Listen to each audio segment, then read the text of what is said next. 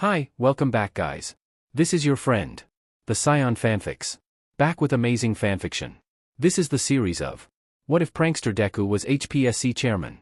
Now before starting, please give this video a like and subscribe to the channel if you want more videos like this. Now let's get into the fanfic. Hero Public Safety Commissioner, Midoriya Izuku. Izuku wanted to punch a small child.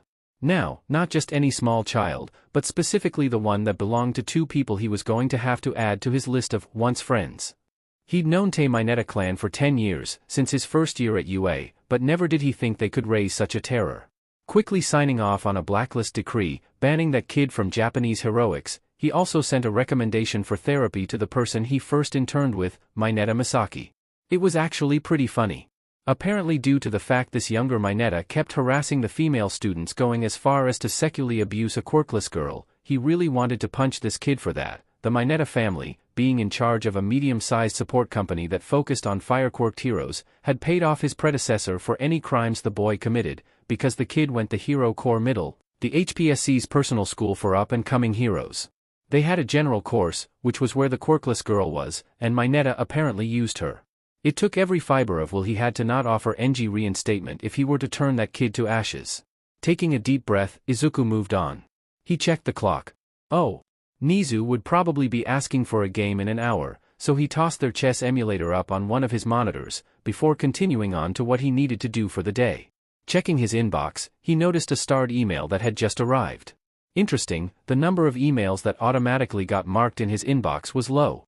Then he saw the subject line with the name. To Midoriya_Izuku at hpsc.gov. From Tashinori_Yagi at mightyagency.com. Subject, moving to Muzurifu, teaching at UA. Dear Midoriya-san. I am moving to your area to begin my teaching at UA High, and intend to look for a protege while I work there. If you have any suggestions as to candidates for personal training, please tell me. Heroic spirit is tough to come by. Thanks. Tashinori Yagi. Letting out a long sigh, Izuku kept himself together before screaming, Gods. He was just getting the HPSC to a good place from where that corrupt BSTRD had thrown it. All Might was great and all, but if he had to spend all that time focusing on keeping the blonde oaf secret, Izuku wouldn't have enough time to finish correcting the worst of the system. He'd been commissioner for 4 years, and still hadn't fixed the 100 feet of sewage that the system was steeped in. Now he would never finish. Well, there was one option. He pulled up project delegates. It was an old idea, back from his first year as commissioner, and had only been partially implemented. The concept was to delegate basically all of his duties to people qualified for it. Izuku knew he was qualified for a lot, but definitely not everything. The idiot who was in charge before decided he wanted to rule heroes like a king, and while Izuku may have loved bossing around heroes, he really didn't care about being treated like royalty. He preferred his time beating Nizu in chess, and playing jokes on random people. His favorite to date was his tea. Some of his tea had mild quirk suppressants, strong enough to disable weaker quirks for about half an hour.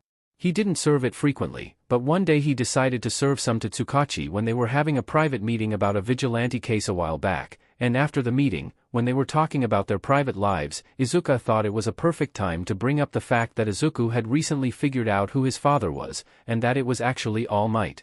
Now, normally, this wouldn't have worked as a joke, but when the guy with a truth-telling quirk has it suppressed without his knowledge, then doesn't register what you say as a lie. Needless to say, that was a fun story to tell the rat overlord.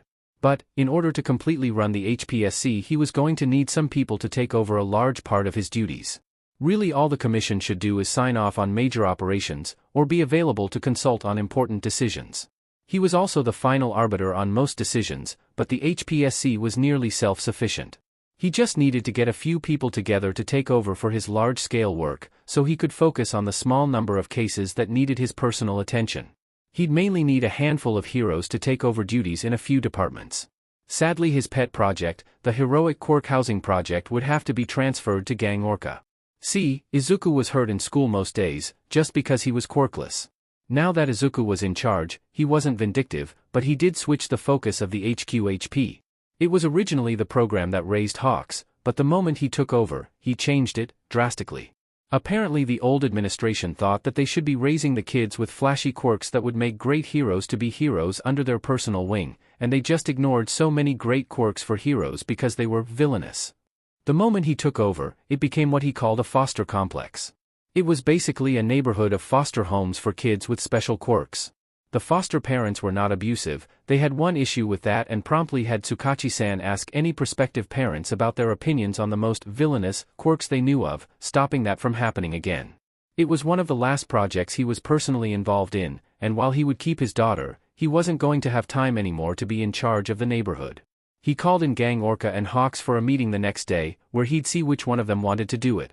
Hawks would be a good option because of his horrible experience with the old program, and Gang Orca had a quirk similar to a lot of the kids. He was actually the most popular hero in the neighborhood, so he'd be a good fit too. Out of the corner of his eye he saw a white pawn advance, Nizu starting out the chess game. Pulling up the chat function, he typed a question. Any chance you'd care for a wager on this? N, certainly. What size favor are you offering me for your loss? Couldn't help but notice a typo there, it should be, what size favor am I going to owe you? But either way, large favor. N, I see. I'll admit I am curious, you don't often offer one of those. What was the last one I got? Confirmation of a certain someone's quirk? Yes. Do you accept? N, happily.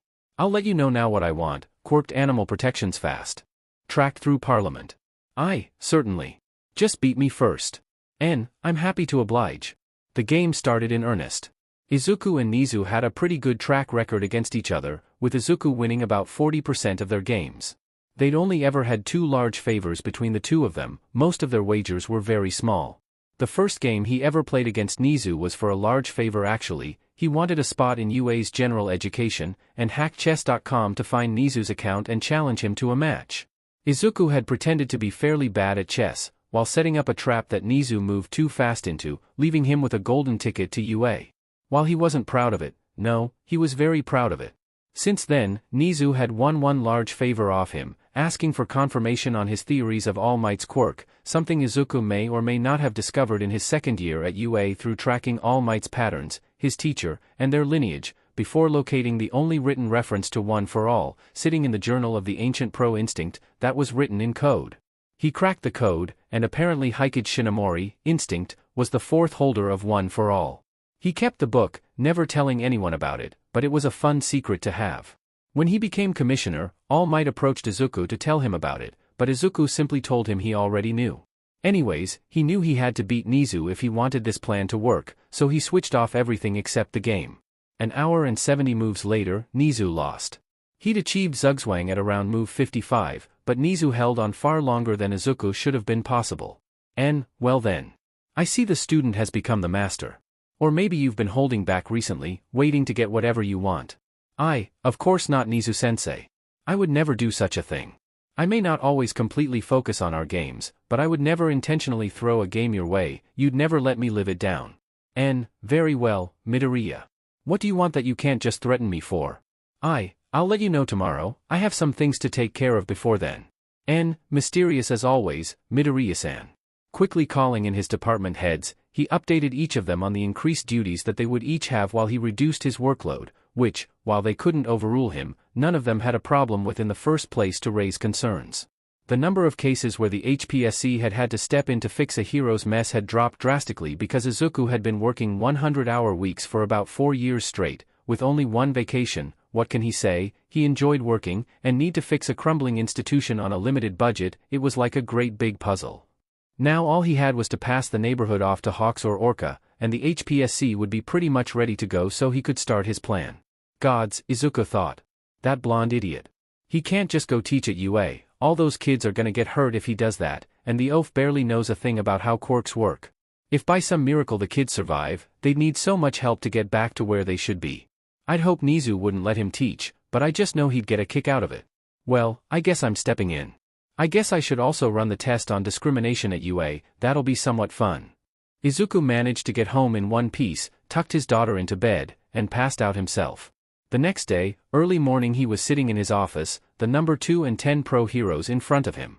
I know you two are both aware of the new HQHP, considering you used to be part of and lobbied for having me set it up, and Orca you were a consultant on its renovation from a hero breeding ground to a sanctuary for our more vulnerable population. 2 nods answered him quickly.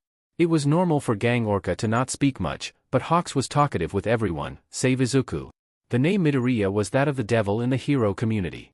The Green Demon, as they aptly named him, was a nice title. It came about because he was so uncompromising in the sweeping changes he made, making heroes more popular. The only thing that made heroes fear him was Endeavor, the former number 2. The Green Devil brought even the Red Ogre to his knees, was the saying at the time. When he was rapidly climbing the ranks to commissioner, a feat that only took him 3 years, putting him in charge at 21, he came across the Endeavor cover-up files. So many civilian casualties, child abuse, even nearly killing his eldest child trying to train up a powerful successor, and giving the kid to the HPSC, who then accidentally lost the child.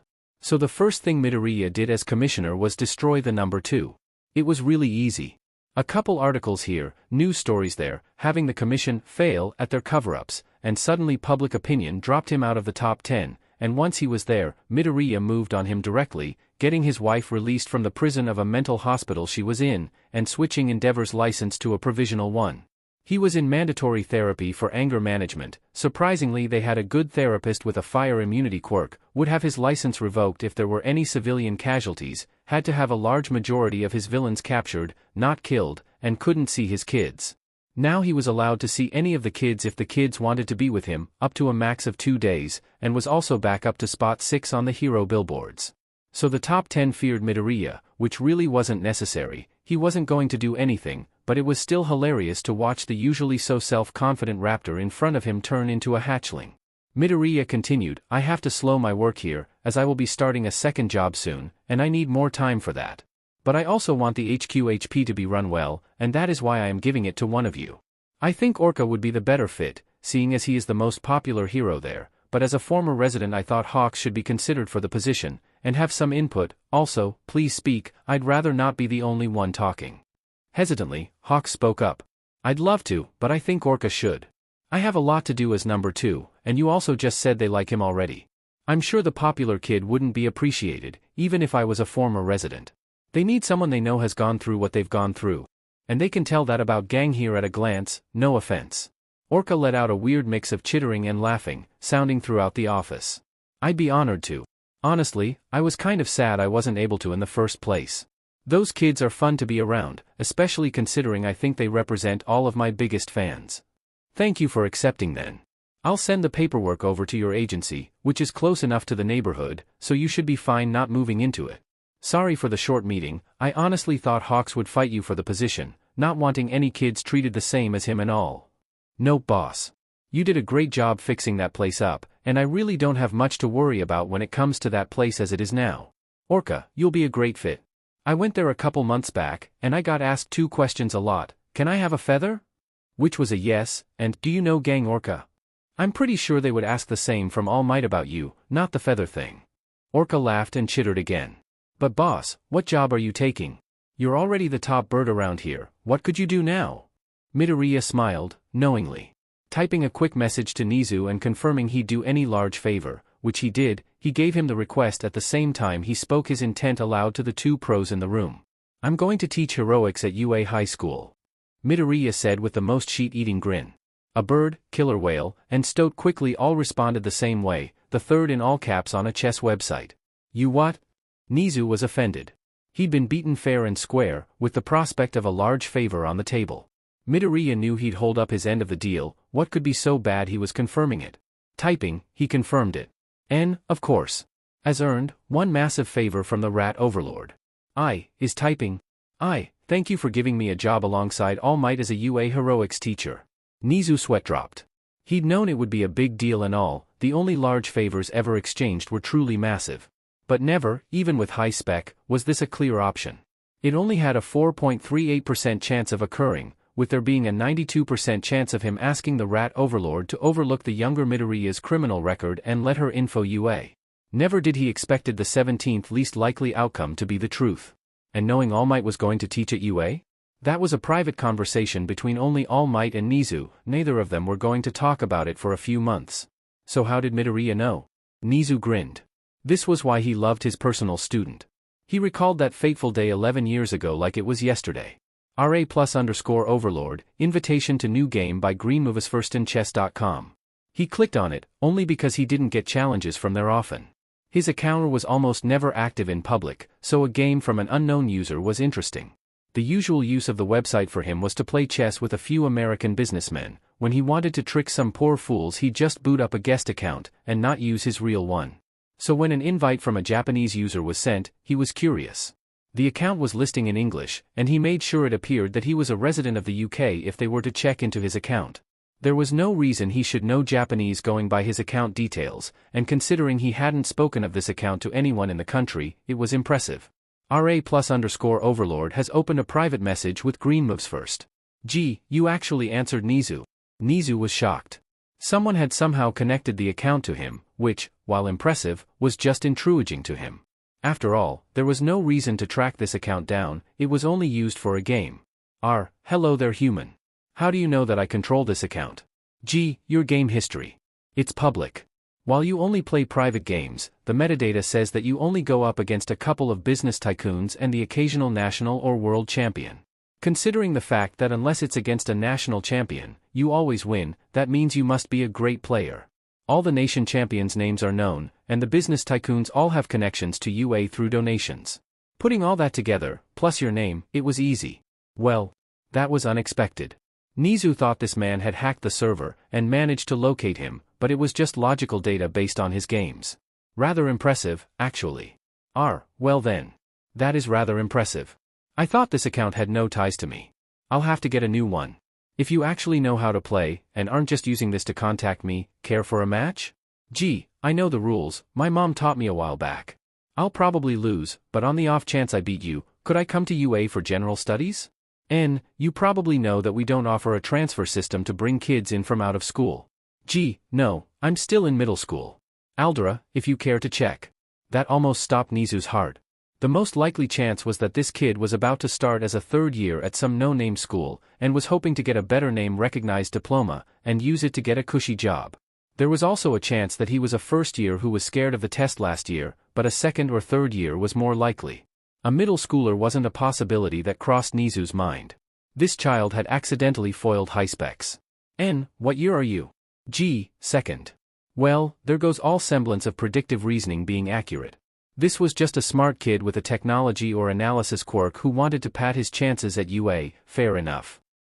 Well, normally, I wouldn't condone betting, but you've surprised me, and I'm in a good mood. I'll take up your challenge, so long as you meet our basic requirements, you'll get into UA. Might I ask if you have a quirk that will help you best me at our match though, just before I agree to a bet? Gee, ha ha ha ha ha ha ha ha ha ha ha ha ha ha ha. What's the joke? I don't have human emotions, so sometimes humor is lost on me. Gee, oh, you're serious. I gave you my school and this computer isn't encrypted, so I thought you probably were pulling up every file that exists on me. Gee, I'm quirkless. Well, exceedingly uncommon, the statistic was something along the lines of 3% of people under the age of 60 were quirkless, but still an interesting thing. Must have meant the metadata was open to the public, since he didn't have a technology-based quirk. Also, the match should be easier, due to high spec helping him. Good to know, let's have our match. Midoriya. Gee, knew it. Winky face. Green moves first started a match.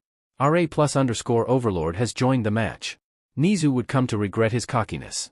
The kid seemingly played like a rookie who had learned a few professional strategies, and was semi-competent at using them, but still a poor player compared to the caliber that he was used to. That was what Midoriya Izuku appeared as. It really was quite a different story. Before Nizu knew it, Midoriya had set a trap with pieces that stayed still behind his offensive line, suddenly trapping Nizu into a retreat just as he was a move away from checkmate. Before long, Midoriya was walking Nizu's king around the board, dismantling his troops before moving in for the kill, stopping Nizu from getting a chance to strike back. Zuzwang from the jaws of defeat, Midoriya. Truly impressive. I am sad that you felt you had to deceive me to beat me. Gee, no you aren't. Don't lie to me. I read your dissertation, The Art of War in the Modern Age of Quirks, How Information Can Win Any Battle. It was a good read by the way, but you revealed too much of yourself in it, leaving me with a clear strategy to beat you. Nizu spat out his tea. His dissertation was 25 million words, not including references. He could count on one paw the number of people that had fully read it, himself, the poor professor that graded it, and a proofreader. Now he apparently had to add a middle schooler to that list. This child was amazing. Finding a way to contact Nizu, manipulating him into a match where Midoriya held the advantage and monopoly on manipulation, it was a feat in and of itself. Then to actually be able to execute a strategy that complex against Nizu while pretending to be a decent player, as to not our suspicion of a trap, and then only spring it when Nizu was moving in for the kill, was such a feat he'd have let the kid into UA even if he didn't ask. Well then. I wasn't expecting that. Midoriya Izuku, you will attend UA General Studies in 2 years, but might I ask why you are dead set on this? You may. I am quirkless, as stated before to borrow a term from a friend, hooped your butt. Those with villainous quirks, or especially those without any quirk at all, get passed by in society, downtrodden on, and trampled. The HPSC is the worst of it all, protecting heroes from proper consequences to their actions. A user on Tumblr, Stenthabloody, put a few of these ideas out a few years back. Looking into it, I saw the HPSC, specifically a certain man at the top of it being absolute assholes. I figure if I go to UA, get the general degree, I should be able to get a decently high-level job at the HPSC, and quickly work my way up from there. Once I'm a department head, I can fix some of our problems in the world. That's the plan. Nizu grinned. He'd be bringing this kid in for personal sessions. Nizu frowned. He regretted bringing the kid in for personal sessions. Midoriya Izuku, the Green Devil of the HPSC, was a fearsome power, probably the only person in the world who was capable of foiling Nizu's plans, which is why they had such a great friendship, even if he was technically a former student. Their chess matches were usually enough to sate their aggressive strategic hungers, but it appeared that Midoriya was truly capable of outclassing Nizu. Quickly searching for a loophole that wouldn't get a retaliatory strike from the HPSC, Nizu was at a loss. He truly didn't want to employ Midoriya for a number of reasons. First of all, it would ruin his reputation for only employing pro-heroes. Second, he feared for the children's well-being if Midoriya trained them. Sure, they would probably be more powerful than the third years after only 1 year under Midoriya. He was that scarily good at training people. Hell, Sir Nyai's training plan for Tagata Mirio was originally developed by Midoriya himself. Third, he was essentially the boogeyman of hero society. The other teachers feared him. I know your concerns. I am a pro-hero, don't worry. You know Aizawa-senpai isn't afraid of me, even though he is effectively quirkless against me. Finally, you should know better. Your students deserve to have the best, and I will make them into the best. I forget you can read minds with your quirk. Still quirkless, you know that, Nizu. Just know your large rodent brain. I take offense to that, my star pupil. I can't help but ask, are you actually a pro-hero? Yup, got a privately proctored test 2 years ago. Mainly for the benefits of having a second ID, but also because I was hoping to teach at UA a few years from now. What might have moved up your timeline? Correct, Nizu. He did. I know you're going to hire him, your public image will skyrocket. But I would hope you would be better than to just employ him as a heroics teacher. With all that strength he has, he's a PSS poor fighter. No technique, no stance. Just punch until it drops. Honestly. If I don't step in, he's going to ruin my alma mater's reputation and put out 1 good hero and 39 randoms. I won't have a full generation of UA ruined by 1 bad teacher. Well then. You're hired. What your hero name and ID so I can enter you into the system? I am Noru Shikamura, the professional hero, Green Devil. Had to have a fake name and quirk. I hope for there to be a quirkless hero one day, and I'm not going to steal that from whoever they are. Got it. You are now a first-year heroics teacher of UA High School. I hope you know what you are doing. Trust me, I do. Nizu pushed back from his chair and sighed. He was a stoat of his word, and Midoriya Izuku would be a teacher. He began laughing to himself in his empty office. Of course his protege who'd read his magnum opus before meeting him would know how to best him. Nizu truly wondered how scary of a teacher the Green Devil would be. They were the 2 titans in the heroic world. Nizu was politically powerful with his connections, but actually controlling HPSC was a different story. The job doubled as Minister of Heroes, and considering the Prime Minister didn't know anything about heroics, instead simply using them for the occasional photo shoot, Midoriya might as well only answer to the International Council of Heroes, but he was feared even there. Back in their private lessons, Nizu would joke about the fact that Midoriya would conquer the world. Midoriya always responded the same way. With a sly grin, he'd say, not the whole world, just the world of heroes. Now Midoriya had. He held the entirety of Japanese heroics in his left hand, and was moving to grab UA with his right. It was a scarily fast ascent to power, even if he chose not to wield it all himself. The former commissioner was always a thorn in Nizu's side, and had amassed an amount of power to the point he ruled almost like a king. Midoriya had abandoned a large amount of the power that his predecessor had gained, delegating it to others, only keeping the power to overrule for himself. Calling together a meeting of faculty, he sent an email to All Might telling him he was now contractually obligated to work at UA, and would have another teacher assisting him, as he was new to teaching heroics. Better to leave him in the dark and let him suffer when he realized who he'd have to deal with. Roughly 5 hours later, at the end of the school day, he gathered the staff in the teacher's lounge. 13, Ectoplasm, Snipe, Eraserhead, Present Mike, Lunch Rush, Midnight, Vlad King, Cementos, Power Loader, and himself. To begin this meeting, I have hired 2 new heroics teachers to aid in next year's classes. One has special circumstances for wanting to teach here, and is relatively new to teaching. The other is a far more competent mentor, and wishes to make sure the former doesn't ruin the reputation of his school. Nizu said quickly, allowing for some time for the rest of the staff to mutter to each other about the prospect of a new teacher who was a former member of UA. Considering 5 of the 10 of them were alumni, the ideas were quickly flying around the table. Aizawa spoke up. This is illogical. Nizu, tell us who they are. There is no purpose in guessing when we have no information. Nizu gave his best impression of a human grin. The first you might all know. The hushed whispers of the room quieted down quickly, and turned to hushed whispers of what, and he wouldn't, flashing the photocopied license of one All Might on the screen. Aizawa stood and spoke faster than anyone else. He doesn't have any experience. The blonde will ruin my kids' potential, if they have any. Snorts echoed around the table. None of them had the irony of that statement lost on them. Aizawa had expelled the last kid from 1A 2 weeks prior, marking the second time he had expelled an entire class. I am well aware of that, Aizawa-san. That is why I am glad to say that upon finding out about All Might's new employment here, another pro, well known for his immense teaching skill, decided to ask for employment to improve the students that All Might fails. They quickly began discussing options. There were only a handful of teaching heroes, the most famous one being Sir Night-Eye, which, considering he was also All Might's only sidekick, they were almost certain that it would be that man. No, Sir will not be joining us next year. Instead, a teacher and mentor whom I was not aware held a license will be teaching here, the professional hero, Green Devil. While none of them had heard the name, the Green Devil was a nickname for Midoriya, causing a handful of pros to sweat slightly. You are probably not aware of his hero name, as it is a secondary job that he doesn't really stay active in. When teaching here, Midoriya Izuku will be both a representative of the Hero Commission, and as a pro-heroics teacher. The sound of silence echoed across the room. 13 and Vlad King's shouts described the thoughts of the room perfectly. The F-dash? Snipe took over after that. Lil, partner, you can't be serious. Don't the commissioner have better things to do? And how can he train up new heroes?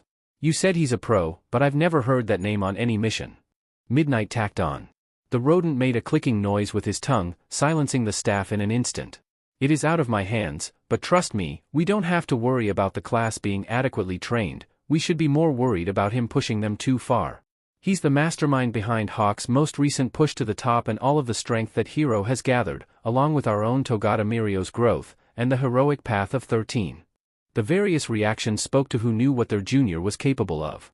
Midnight, Present Mike, and Eraserhead had been third years when he was a first year, so they hadn't known the boy during his time at UA.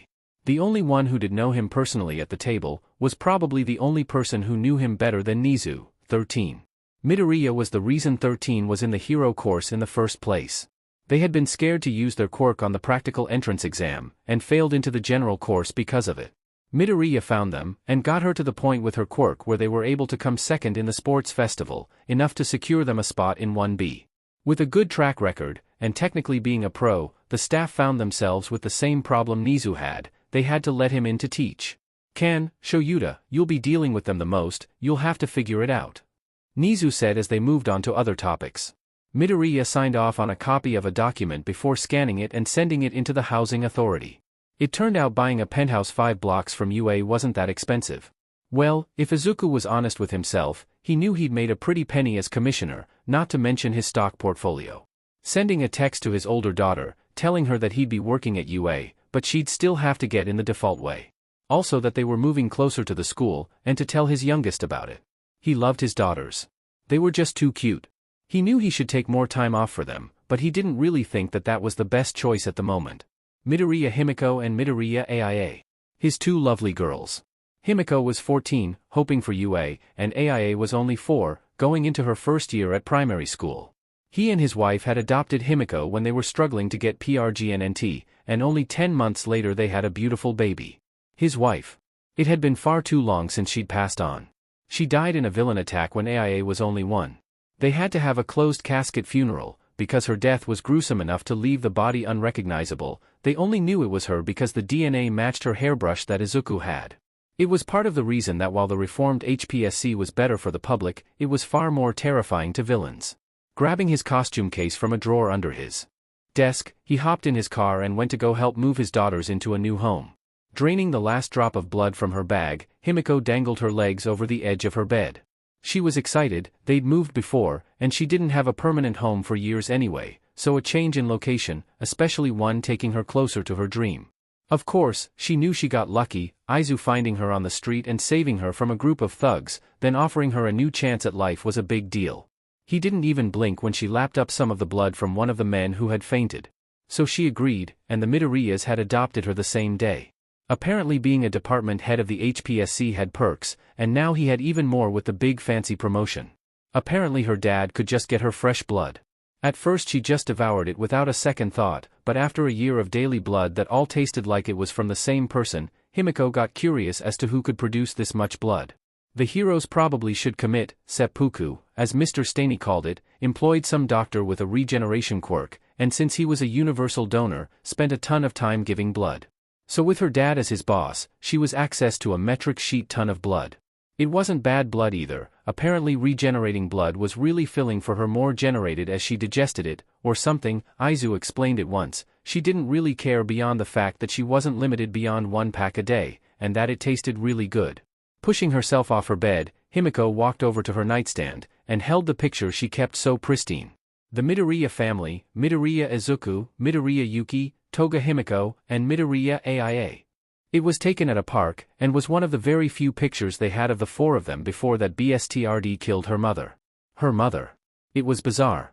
After her death, Himiko took on her family name, and decided that she'd be a true hero, and save others from dying like her mother.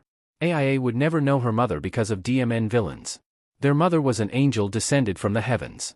Whereas Izu loved her quirk and how amazing it was, their mother was the one who helped her accept it. Apparently she'd seen the pain quirks can cause those who wield them, she said. It was part of why she married Izuku. But then a cruel villain had stolen an angel from the word. Izuku poured his damaged heart into work, trying to save the world. Himiko saw a lot of stain in the man, just with different methods. Himiko started training to get into UA, and they both spent every spare moment with AIA. Before long, years had passed, and she found herself here. Little AIA was probably only a few months away from developing her quirk. Now apparently her dad was going to be a teacher at UA, and they were moving closer. That was exciting news.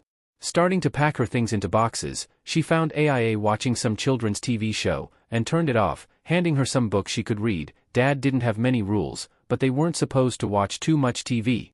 There was no punishment, but it was discouraged. Their poor dad couldn't bring himself to dole out punishments to his daughters.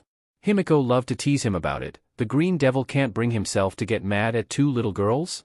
Honestly? Himiko couldn't see it. The boogeyman of heroes that came to ruin their lives in the night was just a big green crybaby. Hearing a series of knocks at the door alerting then that Dad was back, Himiko flew into a whirlwind of cleaning and packing. Her dad may not punish them, but gods did she hate that look of disappointment on his face whenever they broke rules. Himi-tan? Aya-chan? I am here. The most dadly of dads declared. While many feared the Green Devil, his 2 girls feared him simply for the amount he doted on them. It was probably due his being a single father, or having a kid that came from an abusive situation. Either way, his hugs were stronger than a smash from All Might. Himiko may not have ever been on the receiving end of the latter, but that didn't mean she wasn't sure of it. Quickly tying her green hair back into a ponytail, meaning to braid it later, she'd stopped putting it in buns a while back, reminded her too much of her time on the streets. She dashed out of her room and across the hall to one Midoriya Izuku, who had just set his briefcase down in time to catch the running girl into a great big hug.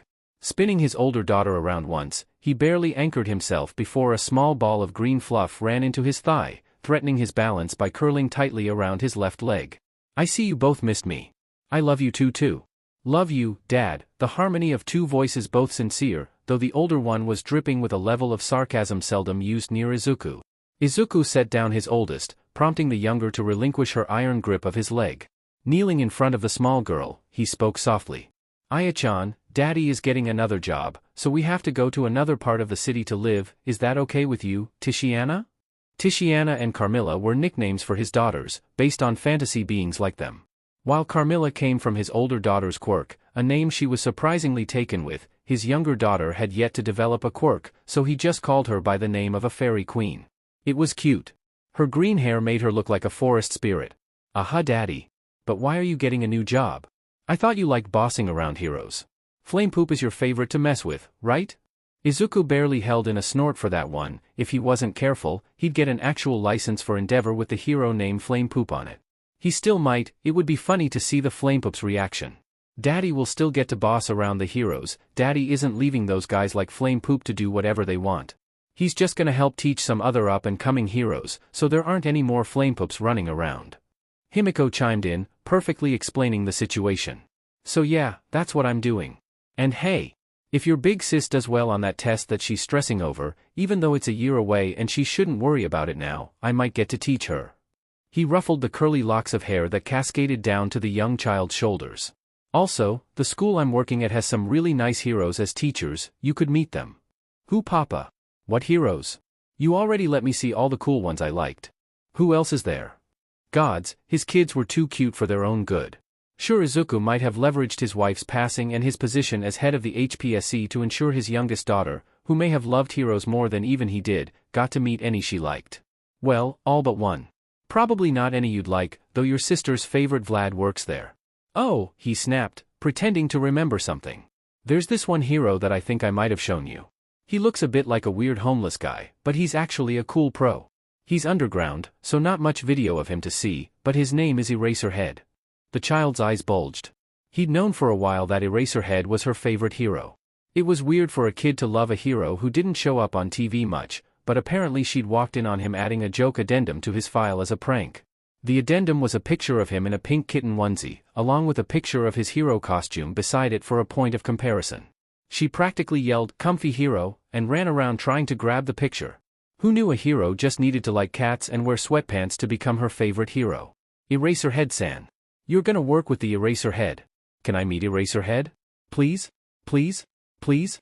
Please. Izuku cut her off. Yes, sweetie, you can. I'm sure Big Sis also wants to meet another vampire. Hiss. He pointed his 2 index fingers down in front of his mouth, miming fangs and hissing. Aia screamed and started running around laughing. You can run, Tiziana, but I, Dracula, will find you and SCK your blood. He put on his worst cheesy vampire accent while chasing the small girl around the couch. Himiko, the actual vampire in the room, was crying and laughing against the wall. It was a joke that she apparently liked, relating the scarier part of her quirk to a simple game or joke, seemingly harmless. She knew very well that she was very much like a vampire because of her quirk, but this teasing always made her feel better about it. It was a fun family joke, not the blood frenzy she went into when she ran low on blood. Before long, those two had collapsed onto the couch they were circling, and he read along with her. It was that fantasy book he loved reading them, The Hobbit. She'd never admit it, but Himiko loved listening to him tell the story, especially the parts with the dragon. Whenever he put on that deep, rumbling voice, and started twisting his head around like a serpent, it caused a shiver to run down her spine. He was a great storyteller. She finished packing everything but her picture and her bed, before she fell asleep, smiling. Tucking Aia in, he walked over to his office, and booted up his computer. He'd probably regret this, but he needed to check on something he hadn't looked into for years.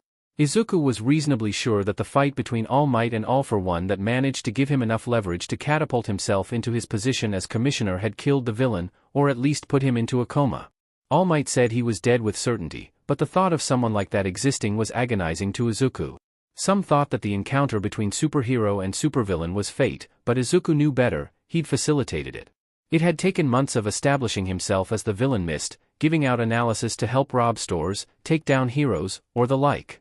Of course, most of it was successful, but no one was ever harmed in the process. Even the heroes that he'd given kill plans on were alive, due in no small part due to the villain failing to properly pull off the plan.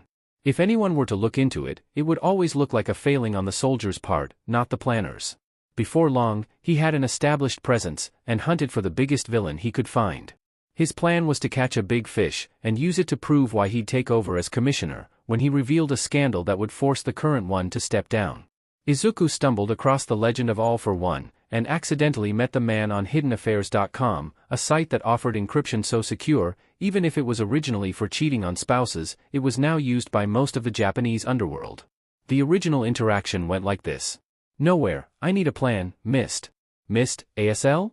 Nowhere, doesn't matter. Doesn't matter. Nowhere. Missed, I'm missed. Nowhere, good. You have a knack for getting information on where those heroes will be. Missed, I can. What hero's information will you need? Nowhere, I don't need information beyond a location I can find him alone at. All Might. Missed, oh my, the number one? I can give you a place he'll be in 15 days, sound good? Nowhere, certainly. Missed, 2 million or your name. This is simple information, you probably could get your hands on it if you tried. Those are your options. Nowhere, I'll give you both, and hope this can start a great relationship. If you're a member of the HPSC, as I suspect, this will be quite good for the both of us. The money has been transferred to the account you used in the past for transactions through here, as for the name, it's All for One. Missed, google.maps.location. Fearing for his life, he had logged off and sent a message to All Might, introducing himself as the HPSC's head of analytics, Midoriya Izuku, and while doing some analysis, he thought that All for One would appear at a given location in 15 days. The following battle was history. Izuku logged onto the site, and contacted the account, hoping against hope that the man wouldn't respond. Izuku knew All for One wanted All Might dead, and hadn't been able to find him in the first place.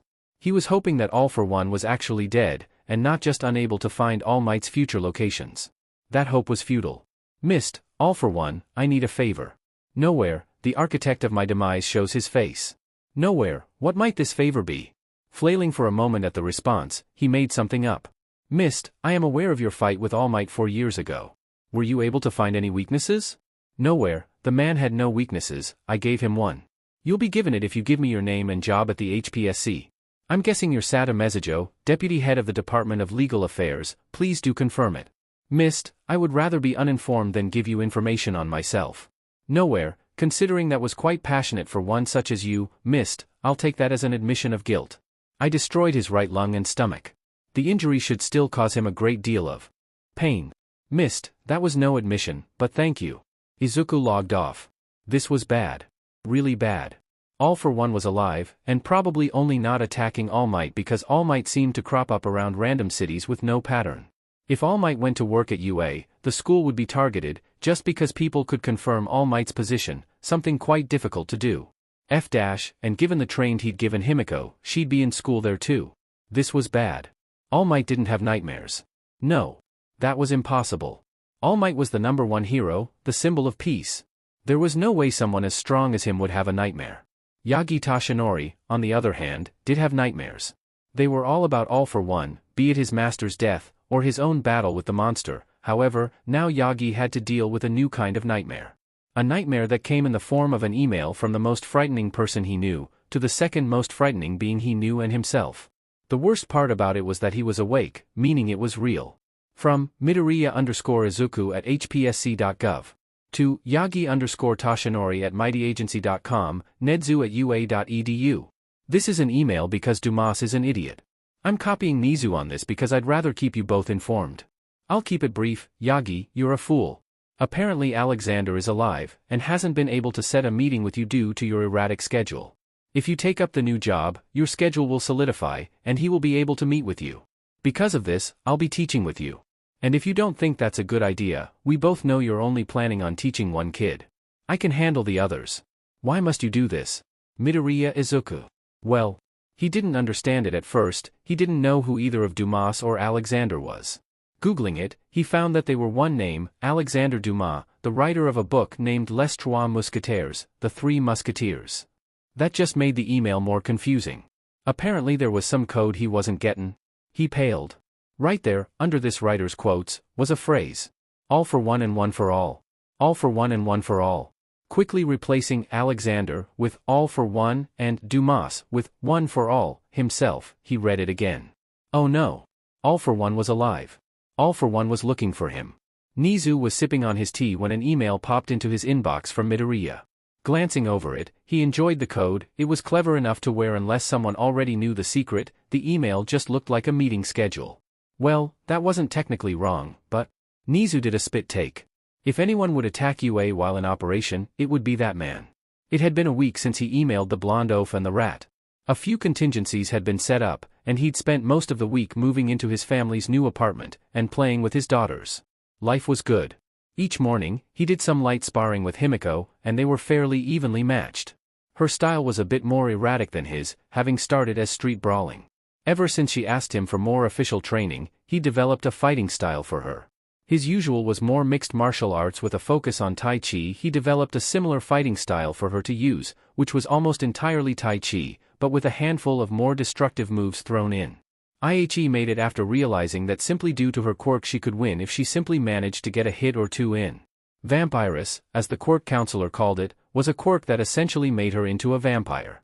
Pale skin that burned easily, anemia that could only be fixed by drinking blood, and a general enhancement to her speed, strength, and senses.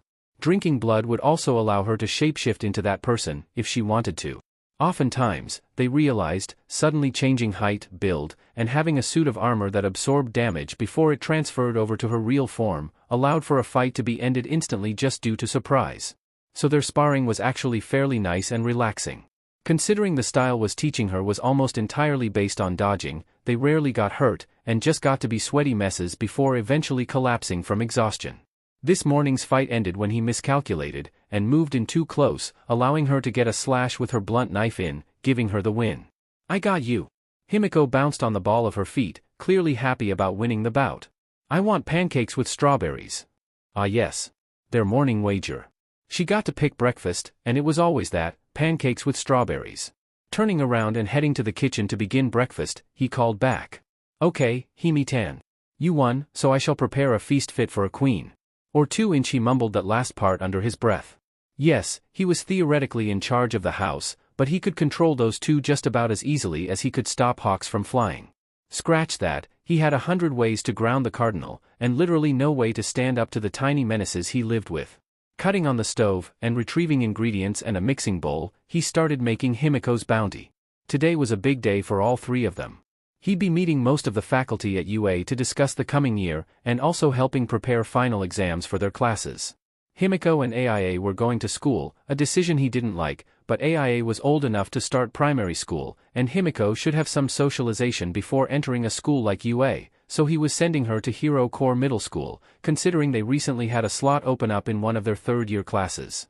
Izuku was loath to send both his daughters away to school, but they'd all gather up at the end of the day, and have dinner like always. So he steeled himself, and set down the completed plate of pancakes, topped with slices of strawberry, and called out to the house. "Aya-chan. Himi-tan. Breakfast." Hearing the pounding of 2 pairs of feet coming down the stairs, he set the plates on the counter in front of 2 empty chairs and backed up. Never get between a hungry Midoriya and food, unless you were looking to die. Izuku blinked, and suddenly there were 2 girls devouring the piles of pancakes he'd made for them. Quickly finishing his own food, he walked over to his room and showered. Popping open the case in front of him, he got dressed in his hero costume. He'd only worn it officially a couple of times. At first, it appeared relatively like a normal outfit, just with a face mask. In actuality, it was far more powerful than that. All of the fabric was a supple Kevlar weave, made with the help of a few quirks to make it suspiciously lightweight, breathable, fireproof, slash-resistant, cushioning, and waterproof. The material was worth a small fortune, but again, being in charge of all Japanese heroes had its perks. The costume itself was just a set of dress pants, a shirt and coat. The pants and coat were colored what he called midnight green, a green so dark it was almost black. Topping it off was the steel gray shirt he wore under the coat, and a utility belt. It was a very formal look for a hero, reminiscent of an actual suit. The main differences were the 50-odd pockets full of various items, compacted down as to not be suspicious. Flashbangs, stun grenades, guns with various lethal and non-lethal ammo, knives, a collapsible bow staff, HNDCFFS, zip ties, chain, small remote explosives, and a plethora of other small arms and useful materials. Above all though, it had a slot for his favorite item, Verdant. Verdant was a forest green-colored multi-tool he'd made a long time ago, intentionally not having a knife so that he could bring it in places that disallowed weapons. Slipping on his gloves that had brass knuckles built in, he palmed his mask. It was made of tungsten carbide, and another quirked material that would prevent any stored heat from burning his face. The mask itself covered his lower face and jaw, but could expand to cover his eyes, and once more to create a full helmet. It functioned as a gas mask, respirator, sunglasses, and rangefinder. The whole getup was perfect for a quirkless fighter. UA was known for their pros and he had to dress the part. Striding out, he heard Himiko yelling at AIA to let her use the shower. AIA, let your sister use the bathroom when you're done. Himiko, we'll walk together today, but in the future I'm gonna trust you to walk Aya-chan to primary, considering it's right next door to yours. Izuku called out, and sat on the couch before browsing the news and the Hero Network to see if there were any problems on their walks to school. Seeing none, he simply started sending out heroes best suited for the job to various crimes across a few cities. The daily crime rate would be very low today if he kept doing this.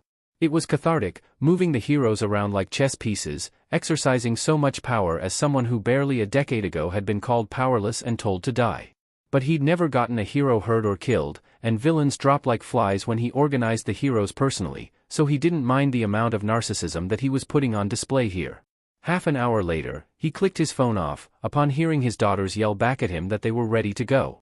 Walking towards the Hero Corps primary and middle school grounds in his hero costume, he felt relatively happy, but was still slightly on edge for his daughters. Both were at a disadvantage in life right now. AIA was late on developing her quirk by about 9 months, meaning she would probably be the only kid in her class without one. She didn't have the pinky toe joint like her father, but still it was taking her so long that at this point she was basically the only kid her age with a quirk that hadn't manifested. Himiko, on the other hand, literally had a quirk that was seen as the most classic villain of all, a vampire. Honestly, he was scared for both of them. Izuku had been relentlessly bullied for not having a quirk in school when was young, and while he'd managed some reform at Hero Corps, he hadn't fully fixed a lot of problems across the entire education, as it wasn't his purview. He just had to hope he'd done enough to give his daughters a good place to learn. Hugging them both before having them both walk to the opposite buildings on campus, he turned and headed towards UA, preparing himself for a new day. Stepping through the gates, scanning his HPSC pass that he'd have to use until he got his UA1, he jogged forward to the main building. He had about an hour before classes started, and he wanted to reacquaint himself with the faculty. He'd met some of them during his own tenure, but the majority of them were newer heroes that he hadn't worked with personally more than once or twice. He was hoping his reputation didn't scare them all off. First stop, Nizu's office, to get his ID and to scare the rodent. Staying out of view of the extensive camera system, he steadily approached the rat's office. Making sure to wait a few minutes so that Nizu couldn't just time his entrance to the swipe of his ID at the front, he dodged the hidden camera that Nizu had in his antechamber, and opened the door. Inside was not what he was expecting. The white rodent was on top of his desk, lip-syncing and dancing to Eye of the Tiger. He locked eyes with the rat, who quickly dropped down into his seat and cut the music abruptly. "No one will believe you," the rat stared into his soul with 2 beady black eyes. "No, they won't unless," he turned his phone around and showed a video snip from his mask's camera. "I show them this. If you do, I'll ban Himiko from attending. Shiketsu would be happy to have her. But you wouldn't be happy to have her there. Maybe not, but this video is too good to give away. And I won't let you get it over a chess match, before you ask. What is your nefarious intent, Midoriya?" "Nothing, I just like FING with you." "Indeed you do. Care for me to send the audio clip of you singing in the shower after your spar with a certain Hero Corps student back in your second year?" "I destroyed that file, it doesn't exist." "Yes it does, I buried it inside another file, and stored it offsite. It's one of the few pieces of blackmail I have on you. F.U. Nizu." "Truce, Izu-chan?" "Truce, Nizu-san." Nizu handed him a small plastic card. "Here's your teacher ID, don't lose it. You'll teach a couple of classes across the school, but mainly you'll have a heroes course to teach the Gen EDS, something I think you're capable of, in the second half of the morning, and you'll have to help with heroics for the second years in the afternoon, alternating between 2A and 2B. How many kids are left in 2A after a year of Aizawa last year?" "A larger batch, he left 12 in. Only 11 are left now, due to one moving to America." "Great, 1B? I know Ken isn't as bad as Aizawa, but he still might have kicked some. 18 there, 1 kid with anger issues, 1 kid whose parents pulled him. Great. I've got 30 kids to help. Midoriya, I know you're good with training new heroes, but are you sure you can handle 30? I'm going to have a mock combat today and tomorrow, and then do one-on-one interviews the days after that. That should tell me where their level of combat prowess is, and gauge their personalities by the end of this week. I'll have each of them a personalized plan at medium rigor by Monday, and will be able to adapt new activities based on their needs for the rest of the year." He'd been doing some off-planning for what to do for his students. He knew a handful of them already, from their internships wanting his analysis for them, his favorite of which was Togata Mirio. "Forgive me, Midoriya-san, I forget your breadth of knowledge." Nizu smiled and winked. It was a joke between the two of them. Midoriya had 3 master's degrees and 5 bachelor's, and was working on 1 and 2 more, of each type. Nizu had him beat twice over, but Midoriya was racing to catch up. That was their other competition: who can accumulate more degrees from more famous colleges? Nizu had a head start of a decade, but Midoriya was no slouch, and had been doing online classes ever since he graduated UA. He had a PhD in heroic sciences, being the second quirkless person to ever achieve that, and a master's in education. He was well qualified to teach here. "Well, if I have no homeroom this morning, and Aizawa did actually expel his whole class, you mind if I go bother him until my Gen Ed class?" "Oh, please do. I may have accidentally forgotten to inform the staff that you would be joining us starting today, so he may be surprised." Nizu winked. "Either way, you can find him asleep in classroom 1A. Have a nice day, Midoriya-sensei." He emphasized that last honorific, messing with him. "Will do, Nizu." Hopping out of the chair, he turned around and started walking through the maze-like halls of UA. Navigating them was a pain to get used to, but thankfully he had gotten used to it in his time as a student. While he had only been to one, as classroom twice, both times to meet up with a friend in the course, he did know how to get to it. Picking up his pace, he soon reached the entrance to the room, and knocked once before opening the door. A white length of cloth stretched out to grab him, but before it could begin wrapping around his body, he caught it with his left hand and looped it around his wrist, using the leverage to pull in the man on the other end. The man came flying forward with a kick, which Izuku dodged, and attempted to elbow the underground hero in the gut, but before the strike connected, the hero pivoted one hand on a student desk, and dodged out of the way well before he could connect. Standing a few feet away, Izuku dropped his mask, watched as the erasure hero paled. "Why are you here, Midoriya-san? I thought you were teaching next year. Also, barging in on a sleeping hero without announcing yourself is illogical. You could have been hurt." Izuku decided to take a page out of Aizawa's own playbook. "It was a test of your situational awareness. If any random villain could sneak up on you, you wouldn't be a good hero." Izuku could almost hear Aizawa shudder at that phrase. "Wouldn't be a good hero" was basically, "If you had failed I would have revoked your license because we need competent heroes, not random fakes." Aizawa chose not to respond to that. "You still didn't answer my question. I thought you started next year." "That's a statement, not a question, and no, the rat should have informed you I start today. I have a Gen Ed course and am helping with second-year heroics. I don't have a homeroom, though, and I thought I should stop by and get to know you, considering we've met twice before, and neither of us have anything to do right now." The rat did not inform anyone about this, but that is a very Nizu-like thing to do. "Considering your other job though, I think it's fair to say while I don't know you, you definitely know my file." "True, true. But still, people are different in person than what a file says, right, Mr. Quirk Assessment Test?" Aizawa paled, but didn't respond. "Anyhow, I'll be headed off now. I have to set up some things for my Gen Ed class. I'll talk to you and the others in the lounge at lunch." Midoriya ran off, headed toward the Gen Ed wing. 3 hours later, Izuku was the first to get into the teacher's lounge for lunch. Pouring himself a coffee from the machine, he picked up his meal that Lunch Rush had prepped him. Apparently Nizu had informed him. Eating the surprisingly good food, he sat, mask off, watching the door for the others to come in. Aizawa came in first, and had no reaction besides curling into a bright yellow sleeping bag. Before long, 2 more teachers came in, both practically jumping out of their skin when they saw Midoriya. The yellow-haired man and purple-haired woman screamed in sync, "The hell?" Midoriya just calmly ate his meal. That was essentially the reaction of all the teachers, save 13, an old friend of Midoriya's, who greeted him and made small talk. It was nice. He wasn't donning his threatening persona, he didn't need it. So before long, they had all warmed up to the new teacher, and were happily chatting like before, especially about finals, which were coming up soon.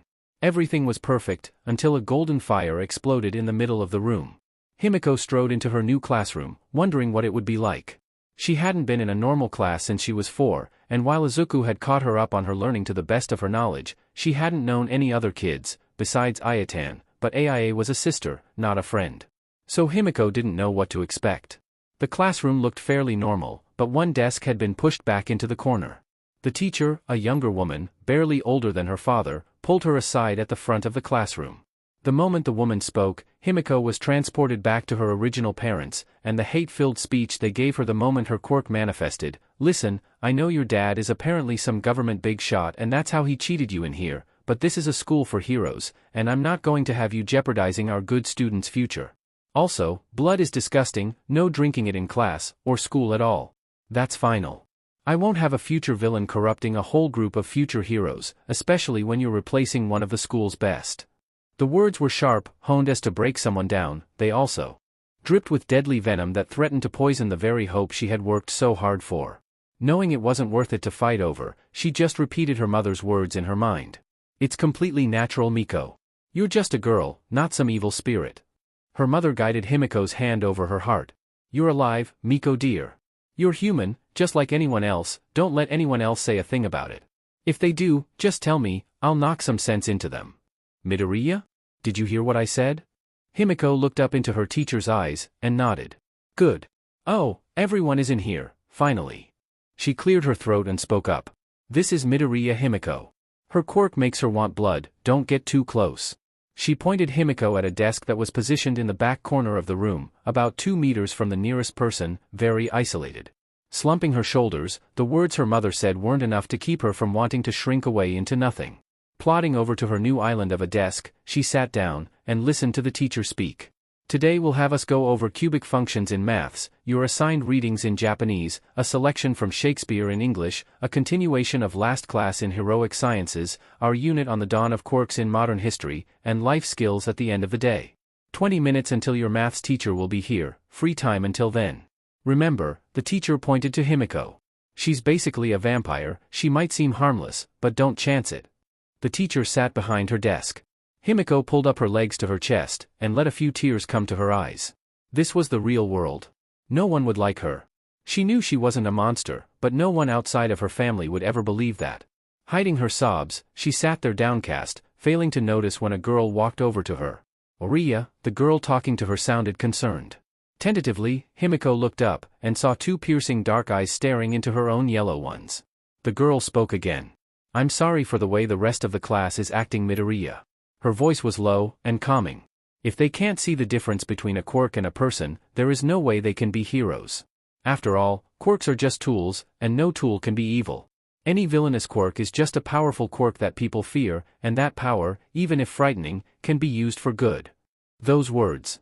This girl, why did she know them? This was a school for heroes, and Staney always thought those aspiring to be heroes were worse than the real ones. But those were her father's words. It was the speech he gave all that time ago, back at the dedication of the HQHP, and even though he had lost his wife to a true villain, he didn't blame quirks, he blamed people. But this girl had heard that speech, or at least that quote. The Ravenet pulled over a chair, and sat down across from her, before placing her hand, palm up on the table. I may not know everything, but I do know how it feels to have to eat for your quirk, blood, or something else. I eat about 3 times as much as others, and while it's been a while, Piggy isn't a name you like to hear. Either way though, if you want a friend, I'm offering. Himiko was still in shock at the boldness of this pretty girl, who just seemed to radiate poshness at glance, but was seemingly more down to earth than that. Before Himiko could stop herself, she placed her hand on the other girl's, feeling her soft palm under the fading calluses of Himiko's own. Yayorozu Momo, Yayorozu said. Midoriya Himiko responded meekly. AIA was apparently a very weird kid for primary school. While most of the other kids had discovered their quirks months prior, and were busy playing with them, showing them off, and messing around in general, AIA didn't have one yet. Also, the moment she was handed an assignment, AIA was confused. Daddy called her his little genius, but she didn't think that smart. And the other kids were just so childish. AIA knew she was a child too, but the others didn't know anything, and were so immature. The moment she started speaking, the teacher noticed. Weirdly enough, he was more surprised about the fact she could read fairly well. Every time they got a piece of paper for an assignment, she just felt like it was old information. Seeing all the kids' quirks around her, she wondered what she would be like. Of course, due to Daddy there was a better chance of her being quirkless than most, but that didn't bother her. After all, her daddy was in charge of all the heroes without one, so it wasn't necessary. Still, she liked theorizing her quirk.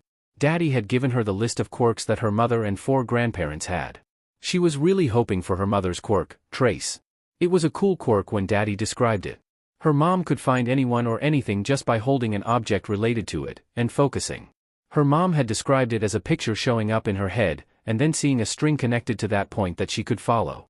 Of course, it was also possible that she could get one of her grandparents' quirks: fire breathing, attraction, glacier, or remote viewing. Trace apparently was a mutation of remote viewing, her grandfather's quirk.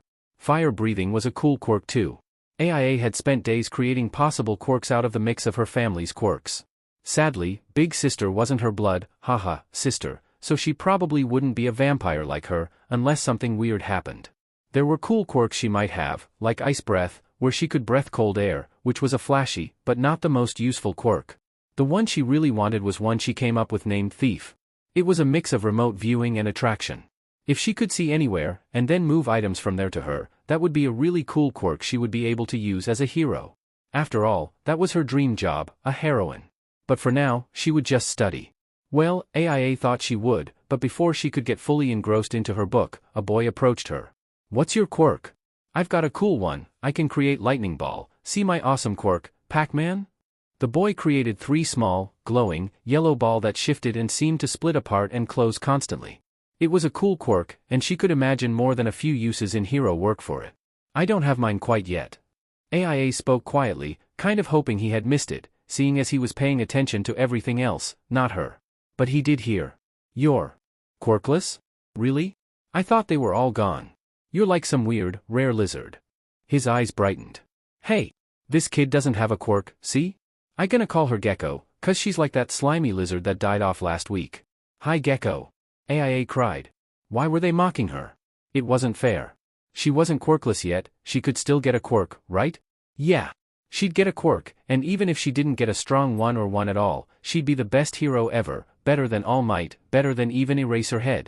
But now she was weak. The rest of the class yelled at her, calling her names. The teacher had earbuds in, and didn't seem to notice what they were saying.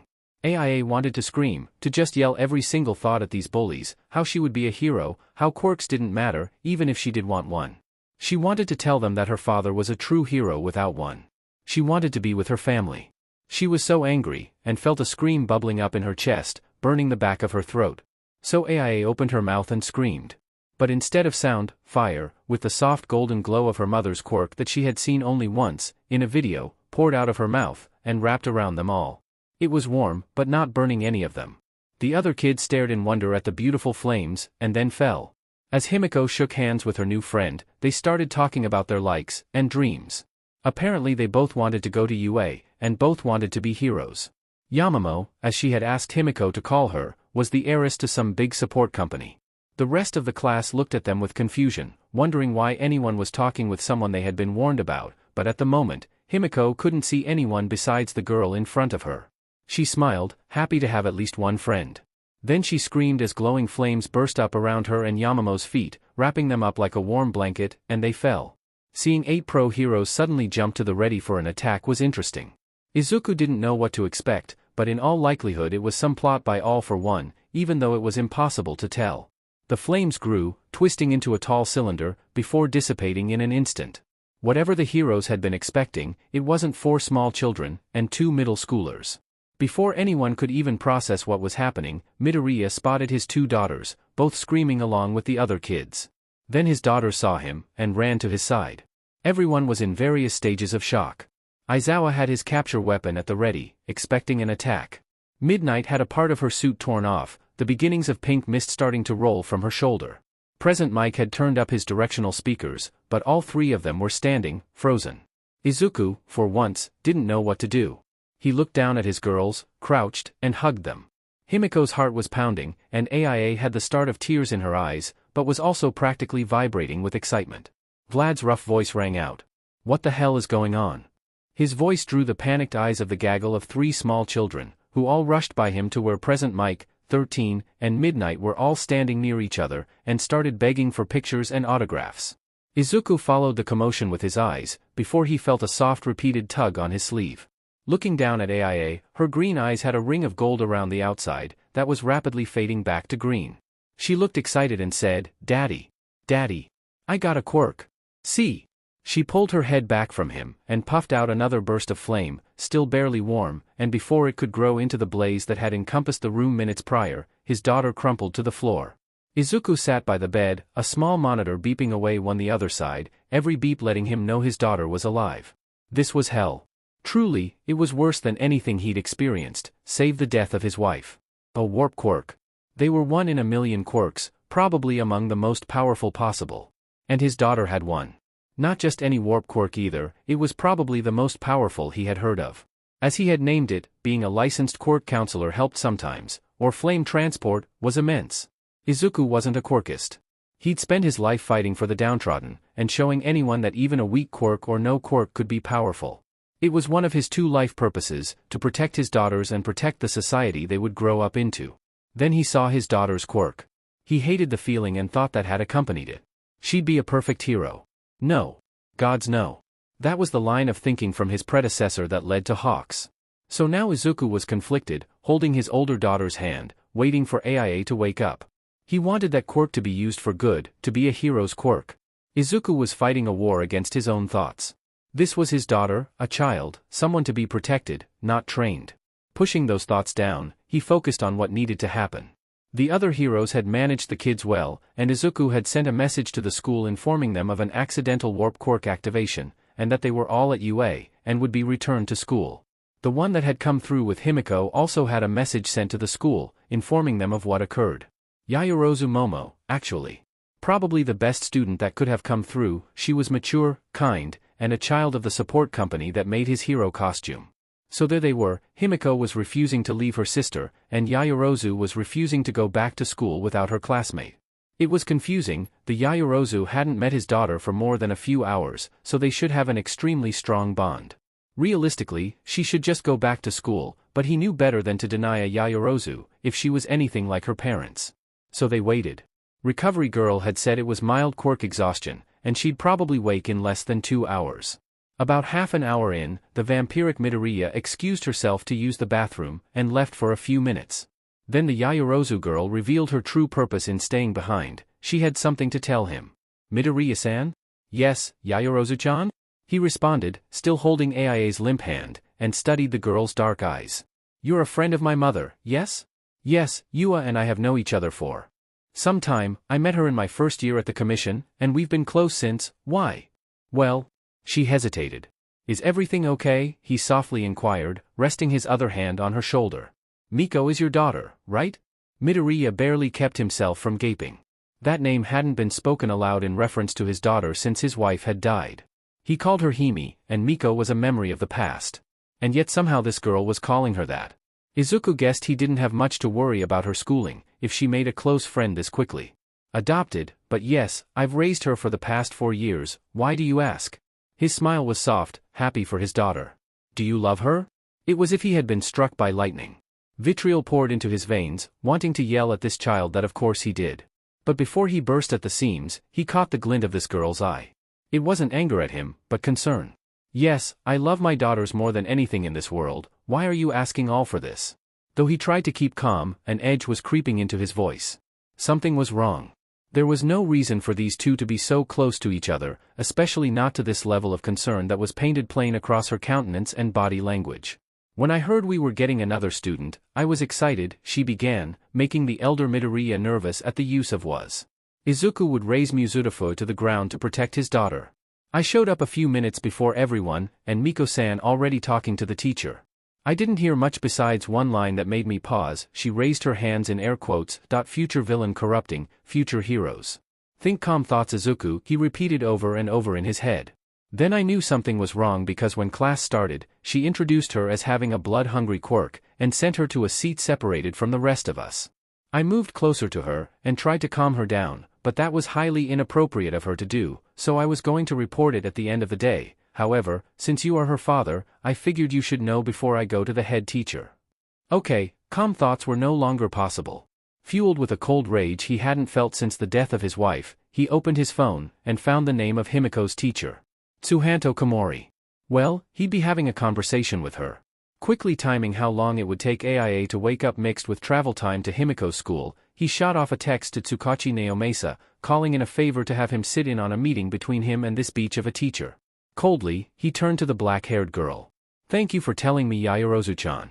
I'm going to speak to the administration on her behalf, please don't worry about it. Of course, Midoriya-san. But I would rather know that she will be safe. Our class didn't seem all that open to a new student in the first place, much less one who they were warned of instantly. Additionally, she took the place of another student, Mineta Minoru, who was a role model for the boys in the class. Okay. He might understand thinking a quirk that relied on blood was harmful. And he might be okay with being wary of a new kid. But now that grape child was involved in this, and as role model for goodness sake? He really wanted to commit murder. Very briefly, he took the time to set up a repeating appointment for a quirk counselor for Aya-chan, before moving back to his appointments with the head teacher of Hero Core Middle, his favorite detective, and a certain Beach who would be lucky to keep her job. Feel free not to answer, but did that Mineta boy ever harass you, indecently? She stiffened, and a swath of emotions flickered through her eyes. Then she nodded. Welp. He hadn't destroyed anyone thoroughly since Endeavor, this would be fun. Sitting there in silence, arranging meetings, seething with anger, Izuku almost missed Aya's eyes fluttering open. But he did manage to catch it, and before she could panic, he wrapped his hand around hers. It's okay, Aya-chan, it's okay. His daughter's expression quickly became muted down to her normal face, before quickly lighting up like a Christmas tree. Daddy. I got a quirk. Did you like it? She said, beaming at him. I do, Aya-chan. It's lovely and warm, and if you want to be a hero it would be quite useful. He pushed back the thought about it he had had earlier. Warp quirks are very rare and special. You managed to bring your sister and one of her friends to me from their school as well as yourself and your friends. Those boys aren't friends, they're meanies. They got mad at me just because I didn't have a quirk, but you don't have one and you're amazing, Daddy. Izuku did catch the Yaoyorozu child casting a quizzical glance at him, more out of confusion than pity or anger. Fair enough, while as a kid the percent of quirkless was 20%, most of them were elderly. And with the lower birth rate, discrimination, suicide baiting, and other horrific things he hadn't managed to fix, there were only roughly 300 million quirkless people worldwide, and less than 12,000 were in Japan, as it was one of the highest quirked populations worldwide. Of her generation especially, he could only count about 200 quirkless in the country. He wouldn't be surprised if she had never met someone without a quirk, especially in Muzurafu, where he was one of 11 quirkless people. 7 of the 11 were over 60, one was in their 30s, another in their 40s. After that, it was just him and a 14-year-old quirkless girl named Melissa Shield. The same girl who Mineta had groped and attempted to RPE. Gods, how could this happen? He had spent years reforming Hero Society, but the school system was still so broken. He thought he'd put a splint of the system, but it was still a complete failure. And now, according to AIA, they were bullying her for her lack of a quirk, even though she was going to develop one, as she didn't inherit her father's extra toe joint. Thank you, Aya-chan, you're so nice to your old man. Those meanies didn't hurt you, right? Nah, Daddy. They just said mean things, and when I went to yell at them how quirks didn't really matter, I yelled fire. Izuku took note of that. Well, AIA, it seems like you got a mix of your mom's and my parents' quirks. It's a really cool thing you have there, I'm sure you'll be able to do whatever you set your mind to. AIA was smiling so brightly it threatened to outdo the fluorescent bulbs above. But AIA, you fell asleep when you used it too much and the doctor said you shouldn't use it again for about a day. We don't want you to get hurt, got it, Aya-chan? Her face soured, but she solemnly nodded. We can practice with it this weekend. I also got you a meeting with someone who will help you understand it better. With a soft rolling sound, the door opened, and before he could turn around to see Himiko enter, she had crossed the room in the blink of an eye, and hugged her sister. Okay, you three, school has about 2 hours left. AIA, you were excused for the day, but I have to take Yaoyorozu-chan and Himi-tan back to school for the day. Want to come with me? He was asking, but knew she'd say yes, only confirmed when she did. Well then, Recovery Girl said that as long as you woke up inside of 2 hours, we could just take you home, but I need to stop by your sister's school to drop her and her friend off. You wouldn't mind that, would you? Nope. AIA said before standing up excitedly, popping the P on the word. Izuku picked up his daughter onto his hip. Yaoyorozu, I'll give you a ride back to school, if that's all right? Of course, Mr. Midoriya. And with that, the four of them strutted off towards the teacher parking lot. Himiko was mostly quiet through the ride. She knew that she should probably tell Izuku what was going on at school, but didn't want to burden him with it. After all, he'd done so much for her already, and he had a new job to take care of, so she should just be grateful and deal with school on her own. They arrived at school, and Mo offered her hand to her. She took it. It was nice to at least have one friend, and even though they barely knew each other, she'd offered up her first name as some form of peace offering. After 2 hours of talking and working together, they knew a fair amount about each other. It was a strange thing for Himiko. Growing up, she wasn't able to trust anyone, but even when warned as if she was some villain, this girl approached her without fear and offered her hand in friendship. So when they got to the front office, and Izuku began to explain everything in detail, she was curious as to why Yaoyorozu was staying with her. She had other classes to keep up with, and she shouldn't stay here for her. Just as she was about to ask though, her father turned and motioned for them to follow them, while AIA collapsed into one of the soft chairs in the waiting room. Following Izuku quietly, the girls made their way into a small conference room next to what seemed to be the head teacher's office. When the two Greenettes and the Ravenette sat at the table in the center of the room, Himiko noticed 4 others sitting at the opposite end of the table. The first was her teacher, wearing a smug look on her face. Second was a pudgy man, whose head looked to be at the start of balding, and had thin-rimmed glasses that sat high on the ridge of his nose. He was dressed fairly nicely, with a pin of the school's logo on his lapel. The third was a woman in a charcoal gray suit, whose black hair was done up in a bun. She also wore a pin of the school's logo on her lapel. Unlike the other 3, the fourth wore a sport coat, and appeared to have a mix of formal and casual wear going on. He had short, black hair, and she caught a gleam of silver from the pocket of the tan trench coat that was draped over the back of his chair. The 3 sat down, Yaoyorozu and Himiko sitting next to each other. Izuku began the meeting about an unknown subject. "I am here due to an incident with my daughter this morning that I would like to discuss," he started. Inhaling to speak again, he was cut off by Tsuhanto-sensei.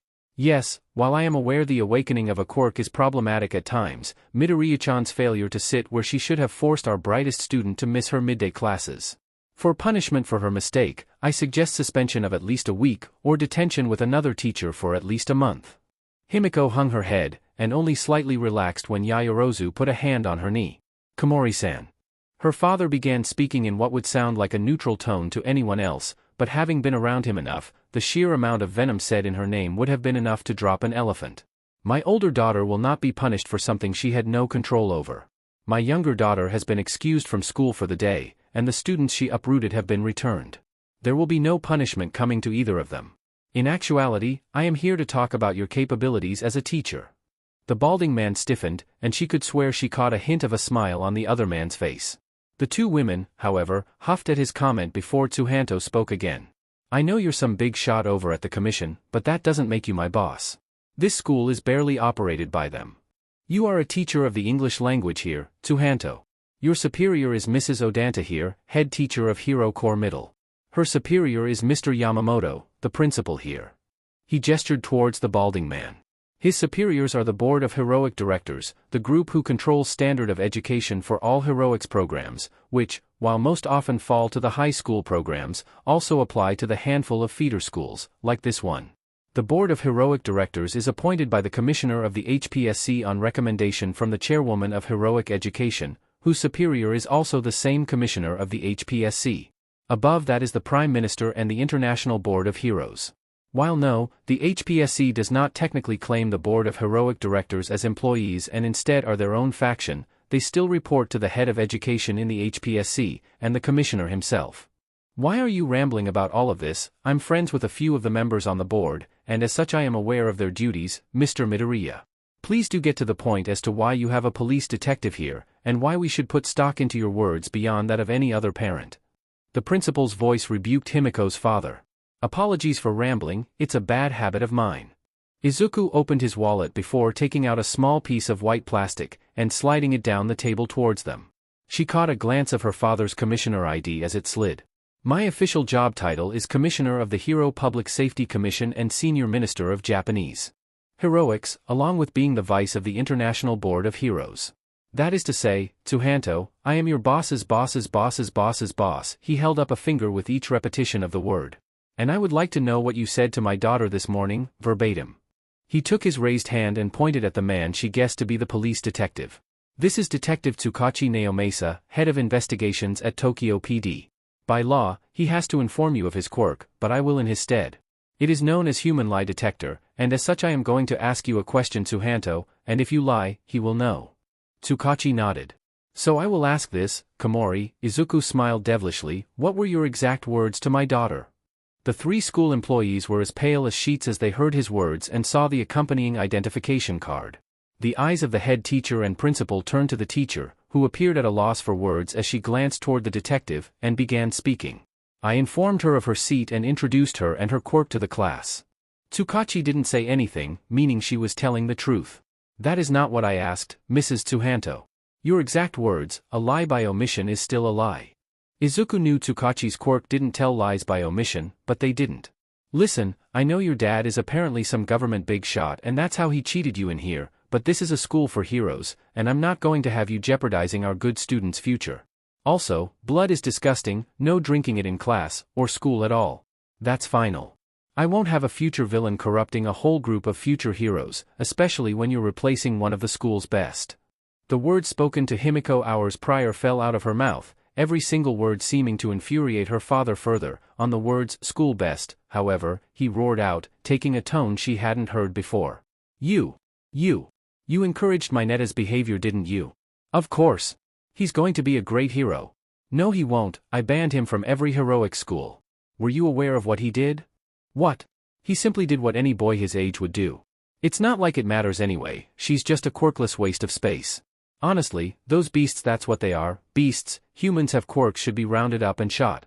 The idea that they could spread their disease to someone else and create another beast is horrifying. Tsukachi, very pale, gave a nod to Midoriya. The fire in his eyes was matched only by what Himiko had seen in Stain in his most heated fight. This was pure, unfiltered rage. The tension and bloodlust that her father seemed to radiate invaded the room, daring anyone to say another word. His Viridian eyes locked onto the teacher, and with a calm maelstrom swelling inside him, he slid another ID to them, this one his government ID, the one that had his quirk listed as not applicable. Before she could finish processing that, he spoke. Mr. Yamamoto. Fire her immediately. I will have a list of teachers that can start in her position by next week on your desk come morning. Tsuhanto-san, you have just made a grievous error in judgment. His words dripped with thinly concealed anger, and grated across the room. I hope you realize that the power I gained in the HPSC was power I gained as a beast, as you so elegantly put it. And since I am a beast, I trust you will have no problem with me baring my fangs. I will be ruining your life. I will break no laws, and leave you no room to sue me for what I will do. Should you try to rebuke me or my family in any way, you will be even more thoroughly destroyed. You will never teach again, and will be immensely lucky if I allow you to be able to enter into another career. If you think I am not capable of ruining you, I will leave you with this: the hero endeavor's lost popularity is due purely to my actions. If I did that to someone who never outwardly attacked me, and also held the position of number 2 hero, then I trust you cannot imagine the hell that I will plunge you into, as you have attacked me, insulted my daughter's life, and unintentionally sought to ruin the memory of my deceased wife. You will suffer. For the first time, Tsukachi, who was now shaking, spoke. He's telling the truth. The principal cleared his throat, but before he could speak, Izuku spoke again, directing a question to them both. Do you share her views on either the quirkless, villainous quirks, or her views on teaching? No, came from both of them, but the detective spoke up, pointing at the head teacher. Lie. Mr. Yamamoto, fire her as well, her fate will be similar. I will also list you candidates for her position as well, should you need them. Izuku turned to his daughter and her friend, and adopted a much warmer and kind tone. Yaoyorozu-chan, please accept my thanks for informing me as to the situation. I would like you to extend an invitation for dinner this Thursday to your family. Himiko, you and her should both get to class. Move your desk back to the others too. He turned to the principal. Her blood intake is necessary, and she will drink it as she pleases. She has the exemptions and paperwork filled out, not to mention that the way the blood is packaged will leave students none the wiser that she is drinking anything other than water. Do not test me, I am at wit's end already. As ordered, the principal fired the 2 teachers, and Himiko and Yaoyorozu stood up before heading back to class. Himiko fought to keep the tears from her eyes, but failed. A soft hand hesitantly touched her face, and brushed away the tears, before Yaoyorozu spoke. Miko-san, I'm sorry for telling your father what happened, but I wanted you to be treated fairly. I couldn't imagine being ostracized like that. You aren't a monster, no quirk is like that, you're human, just like me. Before Himiko could stop her, Momo pulled her into a hug, and she was comforted by the warm body wrapping around her tightly. Catching a glimpse of her sister in the chair in the lobby, she noticed the young brunette's chest rising and falling softly. Apparently she had fallen asleep. Blinking away the tears, she and her friend headed back to class, Himiko smiling. 2 months passed like a breeze. Himiko settled into school, and her and Momo, as Izuku was now calling her, became fast friends. They were inseparable. They went to school together, walked home together, and spent so much time at the Midoriya's house that she was practically a member of the family. Izuku would never admit it, but he was so happy that Himiko had a friend. He had been worried about both of his daughters, but Himiko had had a tough past, and with her seemingly villainous quirk, he was rightfully worried. Thankfully, Himiko cemented herself as the second smartest in the class, and with 2 teachers having been fired for discrimination, the students learned quickly not to mess with them. AIA, on the other hand, was now having the opposite problem. Izuku had been able to read since before he could remember, so he taught AIA privately, and apparently she was already proficient in things a 5th-year primary schooler were. They did have a guess that part of it was due to the fact that her quirk, which she now had more control over her, needed a lot of brainpower to use, though it could very well have been due to the fact that she was a Midoriya. Fire Transport, as it had been named, was the 4th most powerful teleportation quirk he could find records of. It could move up to 15 people 100 kilometers, and that was without her training at all. He'd come to peace with the voice that made him want her to be a heroine, because that was all she'd talk about now, planning ways she could use her quirk to help save people, or beat up meanies as she put it. Either way, Izuku was so grateful that the power didn't go to her head. Her best friend was a little kid whose quirk allowed them to change eye colors for up to a minute per day. All the other kids were vying to be her friend, but was still mad at them for insulting Daddy. They had had a show your parents' quirk day, and the kids all thought of him poorly for being quirkless. He showed them when she showed up to school being escorted by Washington. Today, he was walking Melissa Shield home, checking to make sure she was all right. Apparently she had managed to run away every time Mineta went too far, but the number of times she had been groped was appalling. He was apologizing as he walked her part of the way home, and learned more about why she was there. She wanted to be a hero, and Island wasn't the best place for that, so her father sent her here, so that she could learn, even if he was banned from Japan. Knowing that the Shields were possibly the only family with intellect that surpassed him, he invited her for training with Himiko so that they could both get into UA. She accepted, and before long they had exchanged numbers. They split ways, and Izuku watched her disappear under an underpass before continuing his way. About a minute later though, he was stopped by a very recognizable voice. Detroit Smash, it came from right where he had left Melissa, and he broke off in a sprint to get back to her. When he arrived, he stood at the mouth of the underpass before hearing a conversation and stopping. "Might?" Melissa gasped out. "Yes, I am here," Izuku facepalmed. He hated that catchphrase. "I am glad to see you are all right. What happened to the villain All Might?" Melissa sounded worried, but still in awe of the number 1. "He is right here." Thanking his stealth training, he caught a glimpse of 2 soda bottles filled with green sludge. "However, now that you are okay, I must go." "Wait. I have a question." Melissa practically begged him. "No time, young madam, I must go." "Wait." Izuku watched it happen in slow motion. The number 1 hero crouched, ready for takeoff, and just as he began to shoot up, the mop of blonde hair on Melissa's head reached his leg and wrapped around it. Then they shot away. Running to where they launched, he saw them land on top of a building. He also took note that it appeared her latching onto his leg had made him drop the bottles, which the villain was attempting to open from the inside. Screwing them on tighter, he picked them up and headed to the precinct. Izuku stepped out of the precinct, and checked the top of the building where he had seen All Might and the girl land, and thankfully saw the girl at the top of the building. Wait. No. She wouldn't. Melissa was standing on the other side of the railing, leaning over the edge of an 8-story building. In a panic, he dropped a shorter version of a certain underground hero's capture weapon from the inside of his sleeves, and used it to vault to 8 top of the building faster than he thought he could move. Dashing across the roof towards the girl, he almost reached her before she dropped. Melissa knew it was time to let go. Even if Mr. Midoriya liked her, and wanted to train her, if even Uncle Might, the number 1, said she couldn't be a hero, what was the point? She stepped over the rail, wind racing across her bare feet. She had used the backside of the paper All Might signed to write out her note. "Dear Dad. I'm sorry you'll have to bury me, but this is for the best. I know you always said you loved me, but I'm so sorry I couldn't get a quirk and be useful. So here I go. Don't blame Uncle, he wasn't the first person to tell me I couldn't be a hero, just the last. Thanks for everything, Melissa Shield." Cold railing between her fingers, she leaned forward. This was it, just let go and she'd be free. So she did. She let go. And plummeted. Midoriya jumped after her. His replica capture weapon wouldn't reach otherwise. He was terrified. At that moment, he couldn't see Melissa, only Himiko, only himself. He thought he wouldn't reach, that he would miss and Melissa would die, and it would be his fault.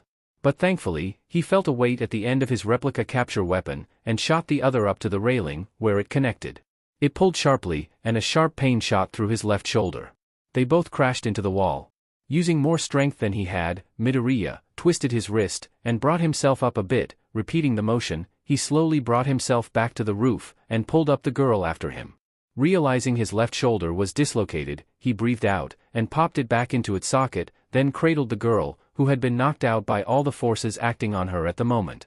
Minutes passed like hours, her heart was beating, she was breathing, but she wasn't conscious. Why would she do that? No. Izuku knew why.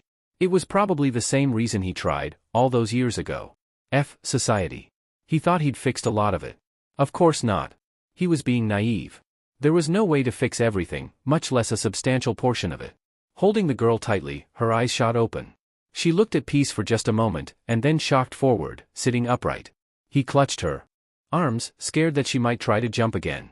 Mr. Midoriya? Call me Izuku, Melissa. Why are you here? To keep you from jumping again. She began to pale, a few beads of sweat forming on her forehead. Why? Because any life is valuable. Not mine. Yes, yours. You don't understand, I'm just a quirkless Deku.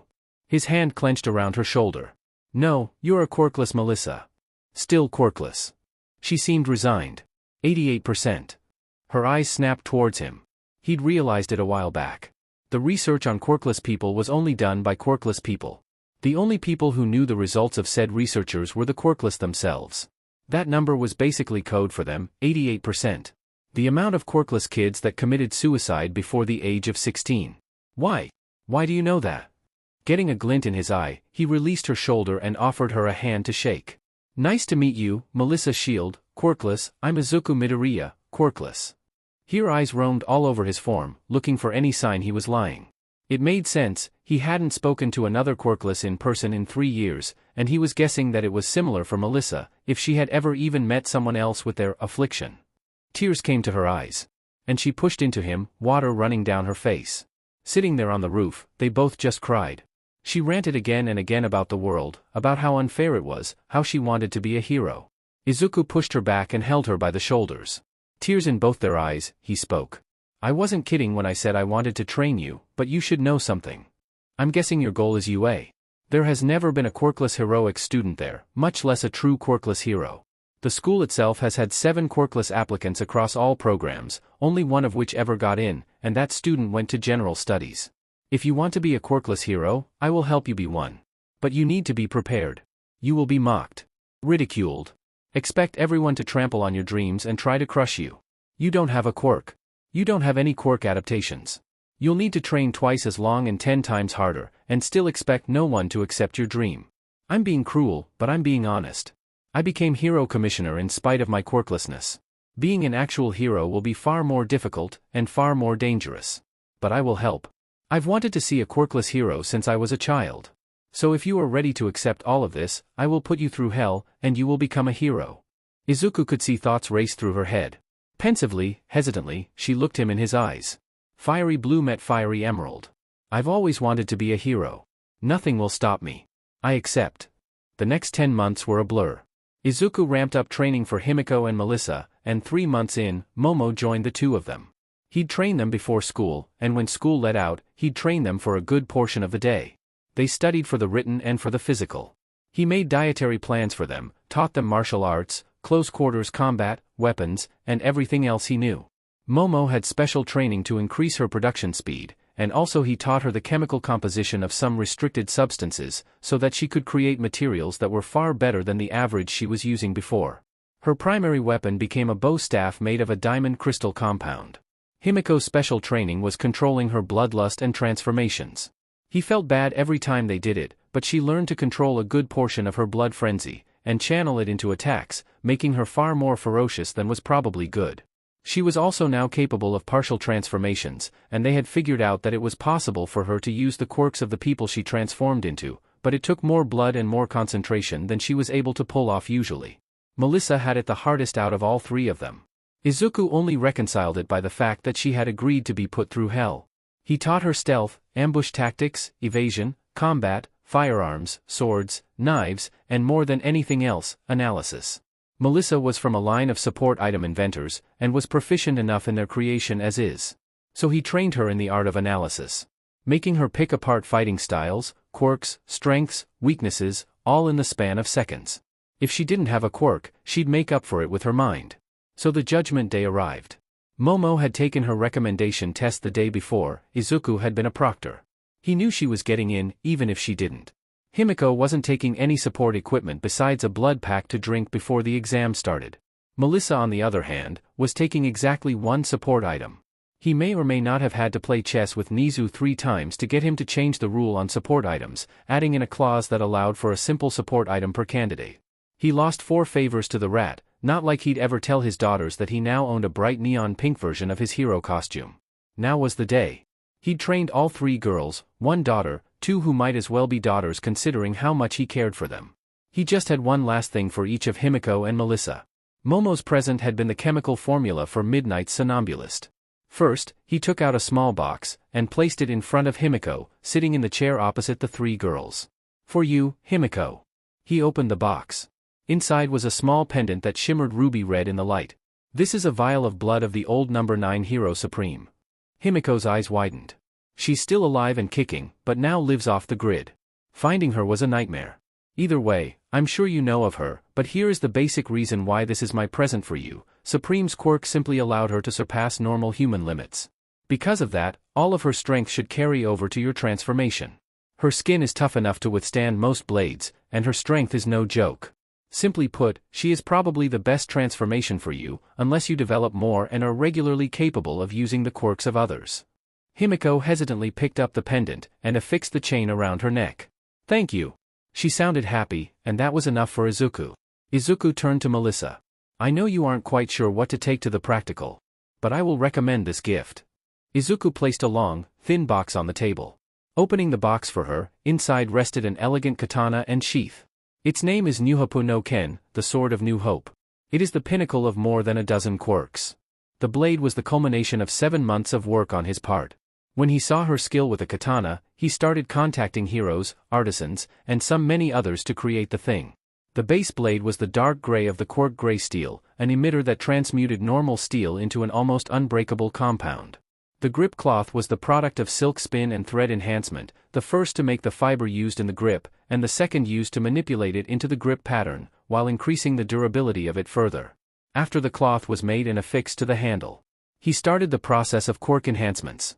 The head support engineer of the HPSC had a quirk called Imbue. It was capable of imbuing objects with the aspects of quirks, but the durability of the item was affected. Due to the unusual nature of its construction though, the sword would be basically unaffected by the durability loss. So he put quirk after quirk into the blade. It was fitting for a quirkless hero to wield a weapon like this one made more powerful than any single quirk.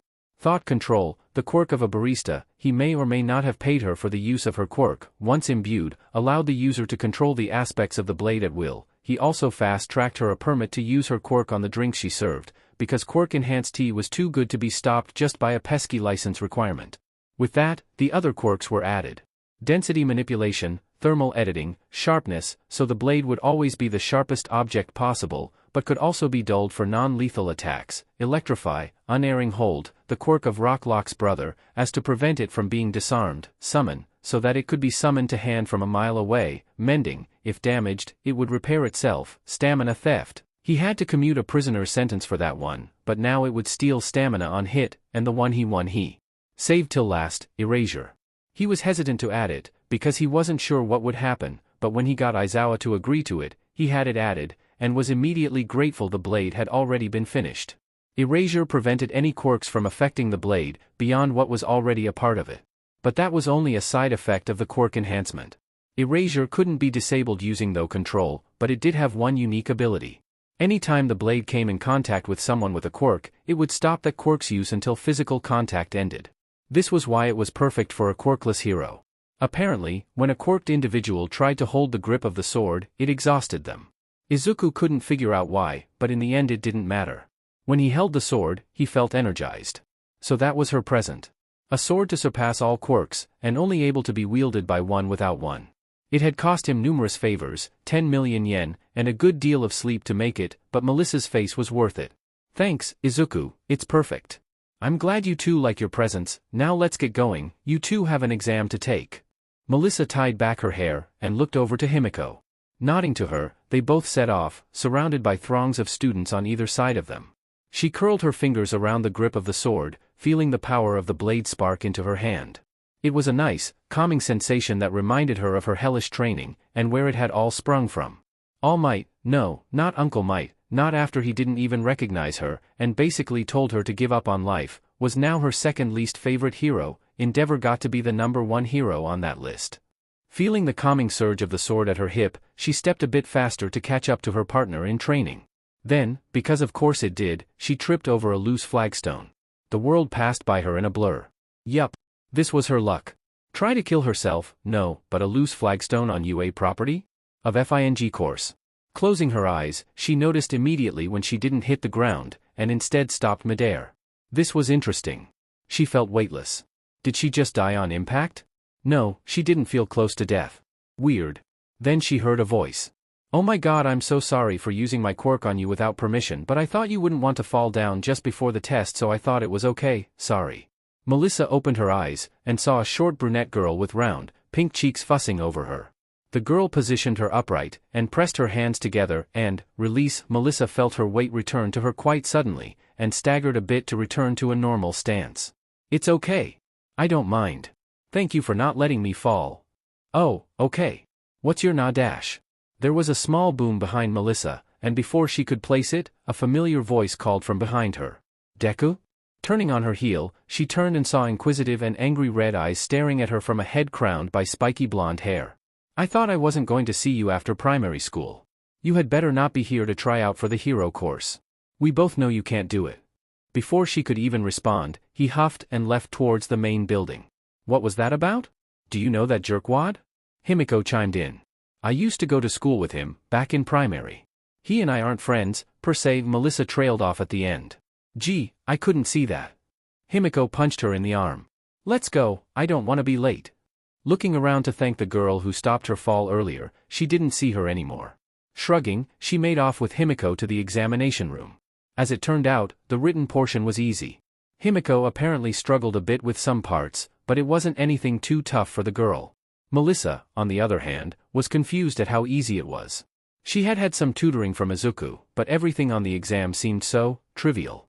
Either way, they both made their way into the main auditorium and took their seats next to each other.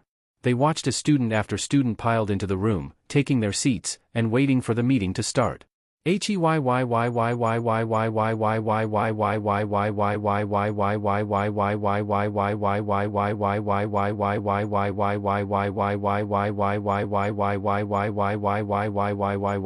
lights dimmed, and a yellow-haired hero appeared on stage. Surrounded by a spotlight. Hello, listeners. Can I get a yeah? Melissa, excited by the man's energy, almost yelled out a yeah, but stopped when she realized it was so quiet she could hear the air conditioner running. I said, can I get a yeah? Once more, you could hear the crickets chirping. Seeing as no one else wanted to continue down this path, Present Mike changed the topic, explaining the rules of the exam, the types of robots, and other minutiae. Melissa wasn't paying attention. She was so fascinated by the blueprints of the 4 robots inside the packet they were given. She analyzed them, finding weak spot after weak spot, before realizing one labeled 0-pointer had an interesting side effect. I noticed in the packet that there are 4 types of robots, but you only have mentioned 3. If this is a misprint, then UA, as the most prestigious heroic school, should be ashamed of the mistake. A blue-haired boy reprimanded the teacher, before turning to her. And you have been muttering this whole time. If you are trying to distract all of the other prospective heroic students, then you too should be ashamed. Melissa shrunk back into her seat. She clutched at her sword, letting the static feeling envelope her. 4 eyes. Shut up, she's not bothering anyone, you are. Himiko stood up in an instant, coming to her defense, hands balled, as if ready for a fight. Present Mike stepped in before it could escalate. Examinee 7111, Examinee 2937, please take your seats.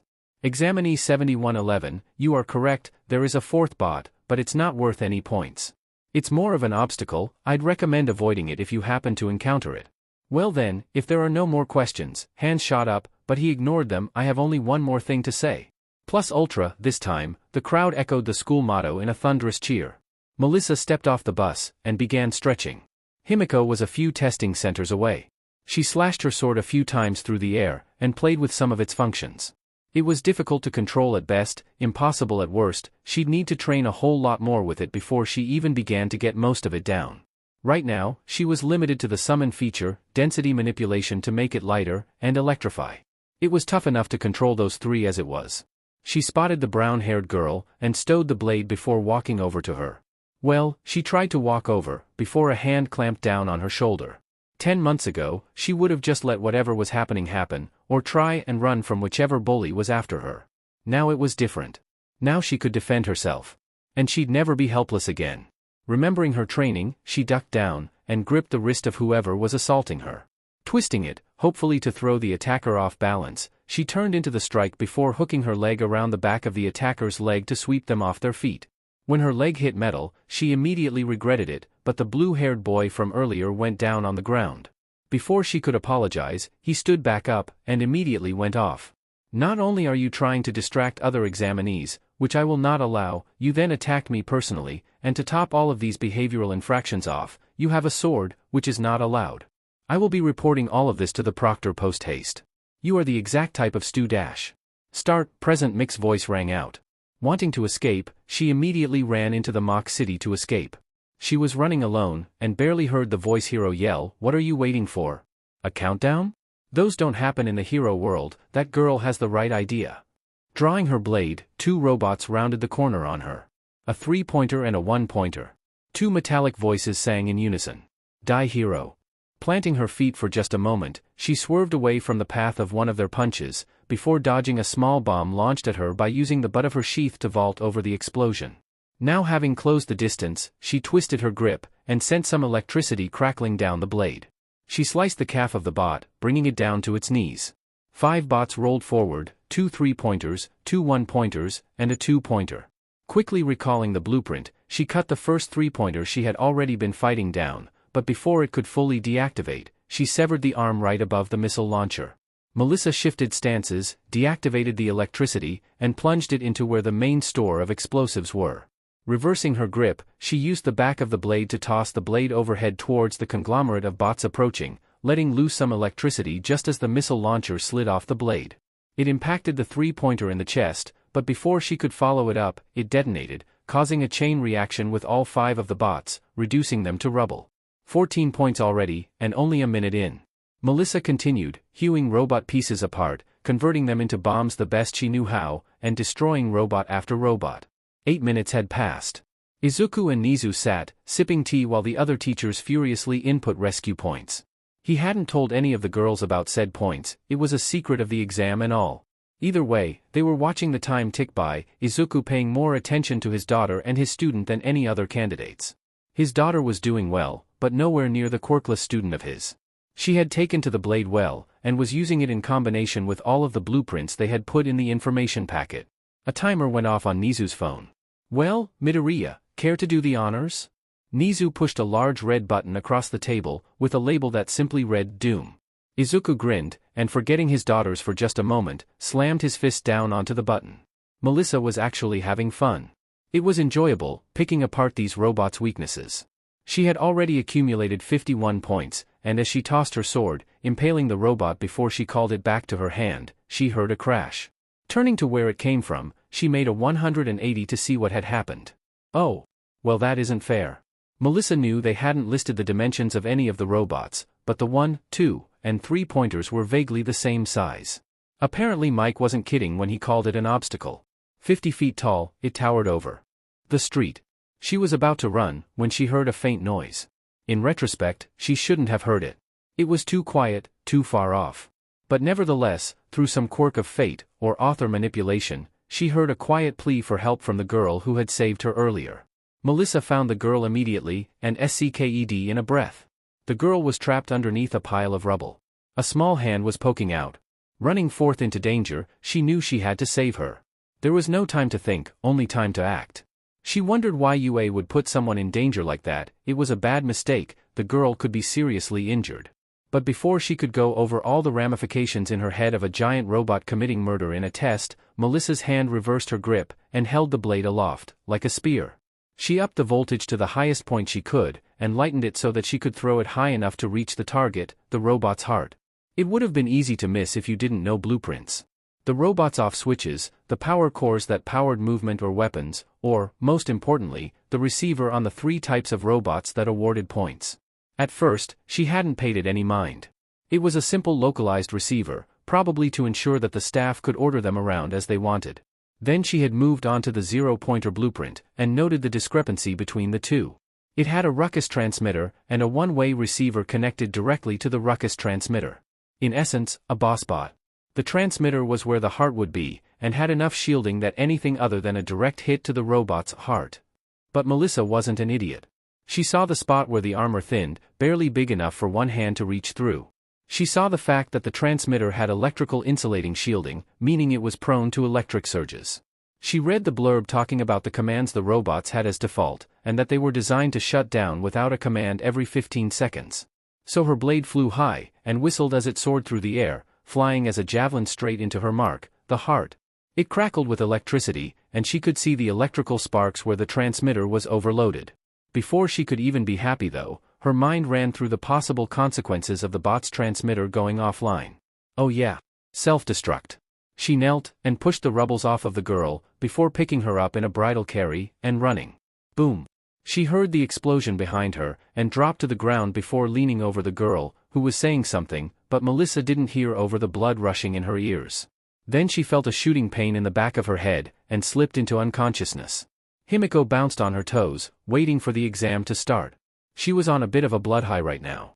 Normally she drank 1 blood pack a day, but they had stockpiled a few packs after her frenzy training. HRE strength and speed increase corresponded directly with how much blood she had consumed, decreasing her strength drastically, until she reached frenzy, where she was at her strongest. The only problem was the reduced mental state that accompanied frenzy, so she had undergone some self-imposed frenzies to get that state under control, so that she wouldn't hurt people she cared about in that state. Well, since she had stockpiled, Dadzu let her drink the whole stockpile from training, causing her a bit of a high she hadn't felt since her time on the streets. Her bloodlust hunger never let her be full, instead just causing a high she was sure trumped Cain. As of now, she had consumed 5 blood packs, and was draining another. After the 7th, time seemed to slow around her. She felt powerful, strong, fast, dangerous. Her fangs were sharp, her legs taut, like a cat ready to pounce. As if she was speaking in slow motion, she heard midnight call the start of the test. Blood coursing through her, she stepped forward, concrete slightly crunching underfoot. So, overcome with power, she tore forward with reckless abandon. On her initial dash forward, she pulled a piece of rebar from the concrete block it was embedded in, and held it like a club. Seeing her first target, picturing blood instead of electricity, she shot forward, and jumped towards its chest. It began raising its arm to attack, but before it could bring up the weapon to attack, Himiko had torn a hole in its chest, and hit the ground in a roll. Swerving from alley to alley, she wrecked any bot that was unfortunate enough to cross her. Her mind felt crystal clear, her senses working in overdrive, her muscles pulsating with power. This was what it felt like to be alive. Throwing her rebar club into the head of one bot, she balled her hand, and sunk it into the core of another, its metal plates crumpling under her hand's force like wet paper. She had lost track of her points a while back, she didn't care. This was like a clear-headed frenzy. All she wanted now was to massacre these robots until their sweet, crackling, yellow blood coated the air around her. Gripping the head of the bot that was slowing shutting down beneath her, she pulled it out of the neck socket, before heaving once, and hurling it at a line of bots, blowing clear through 3, and the explosions taking out the other 2. She felt a small tremor in the ground, a precursor of the large one that shook them moments later. She dashed towards the sound, burning through blood. There she saw a giant robot bearing down on 2 examinees. One was laying face down on the floor, a small amount of blood seeping out from their form.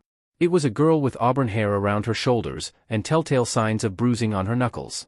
The other was straining to hold up a collapsing ceiling over them, purple hair matted down from sweat, covering most of his eyes, save for the bottom whites of his eyes, and 2 dark eye bags. Her feet moved before she could think. Dashing forward, in one motion she grabbed each of them underarm, and rushed them out of the falling area. Setting them gentle down, her instinctive combat sense screamed at her. Turning around, she watched the giant come barreling towards her. No. Towards those she had just saved. Towards the 2 people she had bothered her time with to save. That was rude of Mr. Robot. Reaching out a finger, she brought some of the girl's blood to her mouth before licking it off. It was instinctive, and her brain just somehow knew. It was what she needed to do. Her form shifted, shrinking her down a few inches, but before she knew it, her fists pulsed with power. She could feel her blood supply starting to run low, but she had to end this thing that dared challenge her work. Pouring power into her fist, she watched it grow in size until it became as large as her torso. Grinning, she dashed forward, destroying whatever supplies she had left of blood, before grabbing a large chunk of concrete, and, hurling it like a pitcher, she catapulted it forward at the large offender. The gray goop of a finished transformation flowed off her, and she dropped into unconsciousness. Izuku stared at the screens in shock. First off, his protégé had shattered every expectation he had. He was expecting her to get second. Not because she was a bad candidate, but because he had read through every UA application himself, and Nizu and him had placed bets on where students would end up. His money was on Bakugo Katsuki taking first. And he did, in villain points, but the boy was woefully unheroic when it came to rescue points. It was weird. The boy had a flawless record, and even participated in 2 extracurriculars to help the downtrodden of society. He should have been a shining example of heroism, but now he looked like a kid with anger issues. He'd have to check into that later. It was a bizarre disconnect. Otherwise, he was mostly right. Himiko would be second now, Melissa first, and Bakugo third. He had the rest of the top 10 correct, and going by the multiple choice section of the exam, he was looking to be right on acceptance into general studies and into management. Support was where he was less confident in his initial choices, but updates from the excavation hero told him he had picked correctly. Heroics, other than the top 3, had his prediction spot on. Quickly tallying how much Nizu would owe him, he almost missed both his girls' faint. Almost. There were only 20 seconds left. Both his girls were very close to the 0-pointers, but with only 20 seconds left there should have been no way to destroy or stop them in time. But no, not only did one of them destroy a 0-pointer, the other took out the hidden command center on the internals, and with 18 seconds left, he realized immediately what would happen. Every single bot across 2 testing areas was going to shut down 3 seconds before the test ended. Himiko's destruction had caused her bot's transceiver to malfunction, but not enough to shut down. Weirdly enough, the surge he watched Zone A's transceiver go through was worse. It caused the Ruckus device to take on the signals from the damaged one in Zone B, but she had fully destroyed their ability to send any prompt that would stop the 15-second cooldown from deactivating every single functioning bot in Zones A and B. It was all he could do to write a command prompt to transfer the points of any bots that would shut down due to the command failure to Melissa so that they wouldn't have to do all those calculations later. Nizu had a similar look of shock on his face. See, Nizu would never admit this to anyone besides Izuku, but the testing areas had more points than people thought. The best quirk he had seen on the registry for this test was possessed by an elderly farmer in western Japan, called Overload. If he had taken the test, every single robot in his zone would have broken, giving him the max points per zone. Supposedly, the zones had a max of 120 points of bots. In reality, that was how many robots started aggressive in each zone, with a backup of each robot turning aggressive when their counterpart was killed. So, for each zone there were actually 240 points for examinees. The problem he was witnessing was the number of points taken in zones A and B combined at this point, 259 that left 221 points on the board to be taken, and in 2 seconds he would have to add them to Melissa's shield score. His camera had picked her up as one of 3 who didn't skip over the blueprint section of the packet, but she had used it frighteningly effectively compared to the other 2, who had used the off switches only. 5, 4, 3. The moment the clock hit 3 seconds, Nizu watched Izuku's code process the results to the scoreboard. 2, 1, 0. The test was done. Meanwhile, Izuku was having a mild panic attack as he sent medical bots to his girls. Yamada Hisashi loved this test so much. His husband might hate it, but rescue points made it quite possible for anyone without a good quirk to get in. He had an especially good feeling about this year, which happened every so often. The last time was Mirio Togata, who had managed to take out 0-pointer from the inside, an impressive feat which earned him enough rescue points to enroll in 1B the following year. In all of UA's history, that he knew of, 5 people had destroyed 0-pointers: All Might, Endeavor, Mirio Togata, Hana Shiozaki, and himself. His was more of a fluke. It had been partially damaged so that his scream dislodged the power core, shutting it down. He didn't count himself on that list. So he was expecting a 6th person on that list today. He just had a feeling. What he wasn't expecting was a quirkless girl to take the top spot by a mile, and then have a small brown-haired girl insisting that she give some of her points to the first-place student, because, and he quoted, "she sacrificed her own chance at getting in for me." He was already dumbfounded, but it only got worse when a purple-haired boy that looked suspiciously like his husband entered the room, asking to do the same thing for the same reason, this time for the second-place examinee. The kid barely had any villain points, and wanted to give them all to the person who saved him. Then learning that one was the personal student of Midoriya Izuku, the other being his adoptive daughter? It was too much. That good feeling he thought would leave a sweet taste in his mouth come the end of the test, was instead him being driven to nausea with sugar. Melissa awoke with a start, and felt a headache pounding her head, that quickly subsided into numbness. Looking around, she was enveloped in a flash of green before she could react. "I was worried," she heard her mentor say. Over his shoulder, she spotted her sheathed katana at the edge of her bed. "You can't take risks like that. Recovery Girl said that if anything truly bad had hit you, you could have serious mental problems, or been paralyzed, or died. I can't have daughter 3 going through that." He looked like he was going to say more, but stopped. He leaned back, and seemed to close in on himself. "Daughter 3? Melissa coyly asked. "What? PSSHHH, no. You misheard." He got very small and very defensive. "Okay, Dad too." It became Izuku's turn to faint, but he managed to resist the warm embrace of death he wanted to go into. "Oh, look, daughter 1 is waking up." He turned around and went to the greenette. An interesting expression on his face. Himiko woke up and felt hungrier than ever. It was past her frenzy, it was dry hunger. She felt something being pumped into her arm, but it wasn't blood. She needed blood. And there it was. Right above her. Fresh blood. Deliriously, she sat up, and bit through the thin membrane between her and her meal. Blood flooded her mouth, as she bit down and sucked out the blood, not caring for the source. After a moment, her faculties returned to her. No. No. No no no no no no no no no no no no no no no no. This wasn't happening. She leaned back, stopping the bleeding from the fresh wound she had made on his neck. Izuku's neck. That was why the blood was so sweet. He was a true receiver, one with an exceedingly rare blood type, that was intoxicating to her at the best of times. He'd give her some for special occasions, knowing how much she loved it. Now she had taken it. F dash. F F F dash. How could this happen?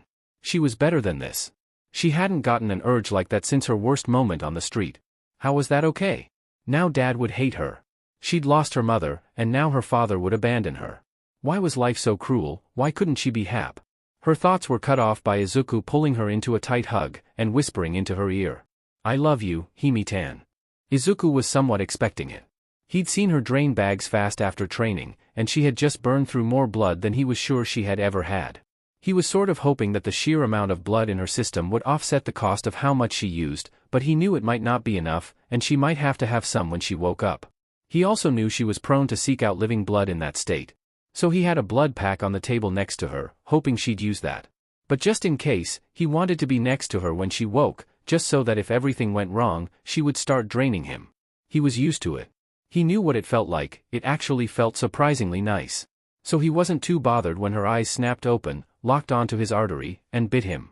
He felt a bit drained as she started to slow and stop, and she pulled back, locked eyes with him, and gave him a look that made him want to cry. She was horrified. Appalled. It looked like she was about to break down in tears. Actually, she probably was. Shame flashed across her face, then fear, resentment, and cocktail of negativity that was tough to place. A reaction he had only seen the first time she bit Yuki. Before it could worsen, he pulled her into his chest, and whispered all the comforting things he could. Izuku took a moment to glance at Melissa, who had a shocked look on her face. He gave a slow smile and nod, trying to silently let her know it was okay. She seemed to get it. Recovery Girl snuck in a kiss on his shoulder, and nothing really changed, bizarrely enough. He held the girl, and she silently sobbed into his shoulder, tear-staining his coat. He didn't care, she needed comfort, and he would be that. Seeing as no one besides Recovery Girl, who had had enough of everyone's crap, so she wouldn't care, and Melissa, who would care, but already knew he was a softie, he softly sang to his daughter, quieting her down, to the point he felt her softly breath into his chest, and a small snore escaped her. He laid her down, carefully, as not to wah. The door slammed open with a thud. Izuku didn't scream. Recovery Girl didn't scream. They had that reaction trained out of them a while back. That didn't mean that Melissa wouldn't scream when the door flew open. And her scream, mixed with the bang, woke Himiko, who sat upright too fast, and slammed foreheads with Izuku, sending both of them to the floor in a pile of limp, unconscious limbs. The next week was fairly uneventful. Izuku kept tight-lipped about all three girls' placements. It wasn't his place to say. He kept all of his work in either his HPSC office or his teacher desk at UA, knowing one of the girls would try to steal it to find out early what the results were. Speaking of the HPSC, he was getting mad. Some people decided that just because he had stepped back, that they were allowed free rein. He caught the legal department's head trying to make a deal to not mention quirkless casualties as human. He'd known the guy was a bigot, but not just how much assholery he was hiding, and fired him on the spot.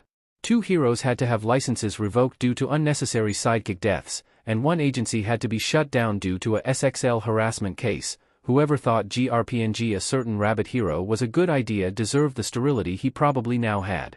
Turns out when Miruko kicks a guy in the GNDS, the women at a place feel safe to speak up. Thankfully, Orca was running the HQHP like a dream. There was a medium lake at the center of the community, and Orca enjoyed giving the kids rides in an aquatic rickshaw. Not to mention the fact that all of the kids who were too scared to go on the ride still got to see the man's workout, which at this point had become more of an aquatic dance display. Then, when all the points and exams had been tallied, he was given 3 envelopes to give to the girls. Yaoyorozu had spent the past week at the Midoriya's house, citing the fact that 2 of her friends were hurt in the exam. It didn't matter, neither had any injuries past day 2, and Melissa still had the apartment her dad paid for, but rather than stay there she had moved into the spare room in the Midoriya apartment. So when he came through the door holding 3 letters, he was tackled, held down, had the letters taken, and promptly handcuffed by a freshly created pair of HNDCFFS so he couldn't hold the letters over their heads. Just because he was planning on hiding them in the apartment and making them find them didn't mean that they were justified in this. No, it didn't.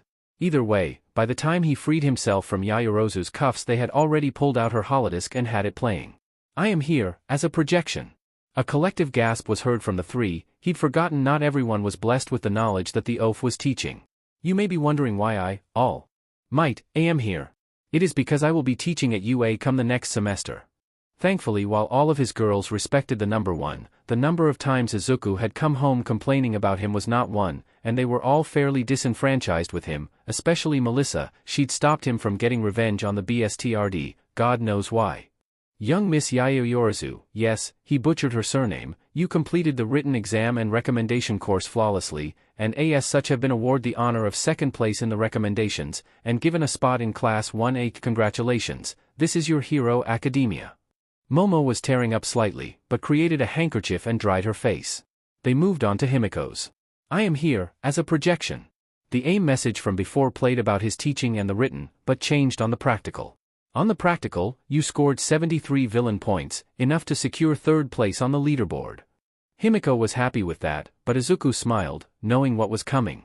However, villains are not all there is to being a hero. The footage of her saving Hitoshi Shinso and Itsuka Kendo played, earning a smack from the other 2 for being reckless. What would a hero be if they didn't help those in need? As such, there is a 2nd type of point, rescue points. It flashed to the Shinso boy asking Present Mike to give his 9 villain points to Himiko. If your actions inspired such a response, how could we not award you? For acting as a true hero, you have been awarded 50 rescue points, and as such, with a combined 123 villain points, you broke the UA record set by yours truly of 121 points and achieved 2nd place this year. The projection cut off. Yaoyorozu was congratulating Himiko, and Melissa was wondering who could have beaten Himiko, who had already beaten All Might. Izuku smirked. Melissa had probably been counting villain points, and she only had destroyed 59 points before the shutdown command went off, something she didn't know would have worked, or even if she did, there was no way of thinking that all the points would be awarded to her. Well, he thought, this will be fun to watch. He turned on the camera in his collar, and let it record what was about to happen. They opened Melissa's disc, and Izuku flinched when All Might appeared for the 3rd time. I am here as a projection, Miss Shield? Melissa. I do not have much time here, but I am proud to be your uncle. We should catch up, it has been far too long, 5 years, maybe?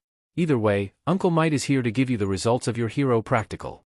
While villains are one part of being a hero, rescuing people is far more important. As such rescue points are awarded to those who undertake acts of true heroism, and thus, the screen switched to Melissa saving Uraraka Ochako, earning her a playful slap from Himiko. You have been awarded 85 rescue points. Also, as your uncle, I must say that I am happy to see that you finally developed a quirk worthy of your dreams. A voice chittered off from the side. Quirkless? But you need a quirk to be a hero, otherwise it is far too danger. All Might cut himself off. Melissa. I have an offer for you. It is about my dash. Izuku was about to activate a localized EMP, but before he could, All Might disappeared. In his place was a small rat. Hello, Melissa Shield. I am Principal Nizu. All Might accidentally said some secrets that aren't supposed to be recorded anywhere, so he will not be finishing this message for you. I will. All Might informed you of rescue points, but I need to tell you of the specifics of your villain points. I am sure you knew of the transmitter, which is why you targeted it. If you have not watched Midoriya Himiko's disc, please do so now. It stopped, a large pause button appearing on the top of the disc. Having seen the disc already, they pressed it. Good. As to abbreviate time here, I will inform you that as Hitoshi Shinso did with Himiko, Uraraka Ochako offered the same for you. A clip of the brown-haired girl played. As for your villain points, I am sure you saw the damage caused towards the zero-pointer in Testing Center B. In Testing Center A, your zero-pointer was the one closest by, and as such took over the signals of the bots in Testing Center B, upon it being damaged beyond repair. In reality, the transmitter module is designed so that while it is possible to disable vast portions of the bots, you usually need to break through the casing and deactivate it manually. Destruction is not the intended method to turn it off. Your sword, however, being electrified, caused an internal power surge, keeping it active, and preventing it from transferring the signals to zero-pointer C, but also deactivated the transmitter, meaning all robots in 2 testing areas would be shut down 15 seconds later. This was near the end of the test, and should there have been less than 15 seconds left, those points would not be awarded to you. However, this was completed with 18 seconds left in the exam, and as such you were awarded the initial points of 59 that you destroyed manually, and the 221 points of all robots you deactivated, shattering the UA record. With 280 villain points and 85 rescue points, a combined total of 365 points, you not only earned first place, but tripled the previous record, and set a new record that will likely never be beaten, as there are only 240 points of villains in each zone, and a maximum of 100 rescue points can be given to a candidate. So, you have defeated my test thoroughly, Melissa Shield, congratulations, and welcome to Class 1A, this is your Hero Academia. The projection turned to face Izuku. Izuku, you should know Project Haven is a go. This part of the message will delete itself so that your student can save this as a memento without having to hear this message to you every time. Farewell. There was much celebrating to do that night, and before long, the 5 persons of the Midoriya residence at the time were fast asleep. Project Haven, a plan to ensure the quality and fair treatment of all students who desired it. Midoriya had designed it back in his first year at UA, while talking with one of his close friends, Rumi Usajiyama. Apparently, rabbit quirks were genetic in her family, and led her to be one of 17. Most were minor mutations, hers being the strongest out of all her siblings, but still, with 17 kids, most ended up in the foster care system at one point. Rumi herself had become a ward of UA, just so that she could function at the hero school. On hearing that, Izuku put together Project Haven, so that all UA students would be allowed to use a dorm complex, which he may or may not have accidentally gotten an associate's degree in architecture while trying to teach himself enough to make blueprints for the dorms. The idea was to ensure that all students had access to adequate materials for their courses. The Heroics Department dorms had a set of 2 gyms underneath them, and a handful of quirk-resistant training rooms. The Support Department had a minor studio with attached storage area for each student in the program, along with 10 very durable, soundproof testing rooms. Similar to Support, Management got a nice office space for each student with all amenities needed for the head of any hero agency manager. General Education had a few support workstations, a half gym, along with all the other amenities they might need. Each dorm also had a common room, a small dining area, a well-stocked kitchen, and spacious rooms for every student. He was originally going to separate males and females, but decided against it for many reasons, among which were not wanting to classify people blatantly, adding unnecessary complications for fire escape routes, and also making the overall building smaller. Each building would belong to the 20 or 21 students from that class, and belong to them for the 3 years at UA. When the third-year class finished, their dorm would become the new first-year dorm, so that kids didn't have to constantly move between the 3 minor complexes of Alpha, Beta, and Delta. The complexes connected each of the program's classes together via skywalks, and all of the skywalks connected to a central hub if they wanted to go to the other courses to visit. Of course, the skywalks were not the only way, and they had a small park between all the buildings. It was designed as a safe haven for all who needed it. He had managed to get Nizu to build and maintain the complexes, but never to get the students to stay there. Of course, any student who wanted to was allowed, but since their creation 8 years prior, out of the 2,200 students who were given the option of staying there, only roughly 100 had taken it up over the course of the decade's worth of students that were given the option. So when Nizu told him that Project Haven was a go, that meant he would finally see the system fully functional, with all the students staying there. Teachers had the option of staying as well, but it wasn't mandated, only homeroom teachers had that mandate. With literally 3 of the 5 people who occupied the Midoriya residence moving there, he'd probably just move himself and AIA in as well. Actually, he'd move himself next to a certain someone's favorite pro who happened to be a teacher, but AIA would have to have that surprise later. Telling the 2 Midoriyas what would happen, they accepted it readily, then he moved on to the Yayorozu and the Melissa. Both seemed to take it fairly well, Melissa being the more excited of the 2, no longer having to technically live in her father's apartment. Yayorozu was somewhat sad, considering she was more than a bit affluent, so whatever UA had would be a downsize, but she was taking it in stride. Yayorozu went home to inform her parents and begin packing. They had 1 week before they had to move, and Melissa called her father, who responded with a yes far too quickly for Izuku's own liking.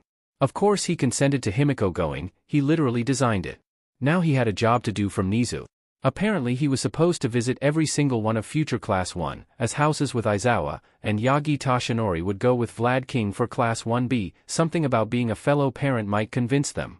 The car and driver Nizu sent to take Aizawa and Midoriya around were equally nice and posh. So they started crossing families off of their list. First up was Mashiro Ojirio's family. The boy had a tail quirk, as did his parents. That one went fairly smoothly, with them still being so happy over their son's acceptance, they hastily agreed without too much fuss. Apparently that was the case for most of them. The Haigure, Tokoyami, Yayorozu, Shield, done over call on the car ride, Ashido, Kirishima, Azui, Ida, Kaminari, Siro, Kuda, Aoyama, and Shoji families all were persuaded with relative ease, with a pamphlet of the complexes and easy visiting hours. That just left 5 families, excluding his own and Aizawa's. Sato's family just wanted to be assured that they would be cared for, and that any food or ingredient necessary would be given to the students that needed it. With that, they were down to 4. Kyuka's family was shaping up to be a problem, until the daughter stepped out and admitted that the family was just trying to make sure she was safe, but had already agreed behind closed doors that she would go at whatever cost. The Uraraka family was the exact reason this program was started, but he wouldn't tell them that. That entire meeting consisted of Aizawa trying to get a word in edgewise as the father kept panicking over the cost of housing and that they couldn't send their daughter in there due to monetary reasons, but when Aizawa eventually got tired and yelled, "It's free, stop worrying." They literally cried and hoisted their daughter into the air, who may have accidentally activated her quirk, causing the mother to bounce off the ceiling. Stepping out, Aizawa sighed the word, too. The Todoroki family was weird. He sadly hadn't had much time to see them after transferring custody of the children to their mother, but it seemed that they were doing well. He caught the future UA student using small flames to heat some food, which he eventually deemed impossible before using the microwave. The 4 of them all seemed off. It was impossible to describe. Even after 3 years, the entire house felt like the other shoe was about to drop. Convincing Todoroki Rei to have her son live at UA was nigh impossible. It took every single shred of evidence her son would be safe to convince her to let him go. Telling her that his daughter was going to be there, that he had personally designed the security, that Endeavor was still banned from campus, the name caused half the family to flinch. Finally they went to the house he was most curious about, the Bakugu residence. It was bizarre that a kid so active in community outreach would be so unheroic. Never attempting to help others, and actively stealing points from other candidates. His written score was also off by what it should have been based on his grades, so Izuku was very curious to see the boy who made him lose a bet with Nizu. Stepping into the home, he thought of a bakery. The smell of burnt sugar filled his nostrils, but he knew better, nitroglycerin had a very distinctive smell. The 3 Bakugas sat on the couch as they invited the 2 teachers to sit across from them. Aizawa began with the usual drawl. Due to UA's standards, we strive to have all students have equal opportunities to learn and grow, and as it is well known that UA's program often attracts people with direct familial ties to heroes, we wish to ensure all of our students have the same opportunities available to them so that one's past does not negatively impact one's future. As you have been made aware, this year, to comply with this objective, we are changing the on-campus dorm system from voluntary to mandatory. The facilities are all state-of-the-art, and living on campus will give the students the chance to develop a sense of autonomy while under the protective umbrella of UA's walls, away from the prying eyes of the press and others. The erasure hero probably just wanted to take a nap when this was all done, judging by his tone. I don't need TOBF protected, I'll murder an extra who attacks me. The younger Bakugo screamed with such fury Izuku instinctively reached for his collapsible baton, but was assured when the mother of the family, who was obviously the reason for this kid's personality, slapped his head down. That isn't any way to talk to your new teachers, brat. Don't call me brat, and there is no way those two are teachers, UA teachers are pros. Yes we are, Izuku found himself speaking. In fact, this man, Aizawa Shoyuta, will be your homeroom teacher, where I will assist him, and I am also one of your 2 primary heroics teachers. I haven't ever seen either of you. I am mostly inactive in missions themselves, and spend the majority of my work as an analyst. Aizawa-san is an underground hero, so if you've never heard of him, then that is proof of his skill. So you're both pansy wimp heroes? The mother slapped him again.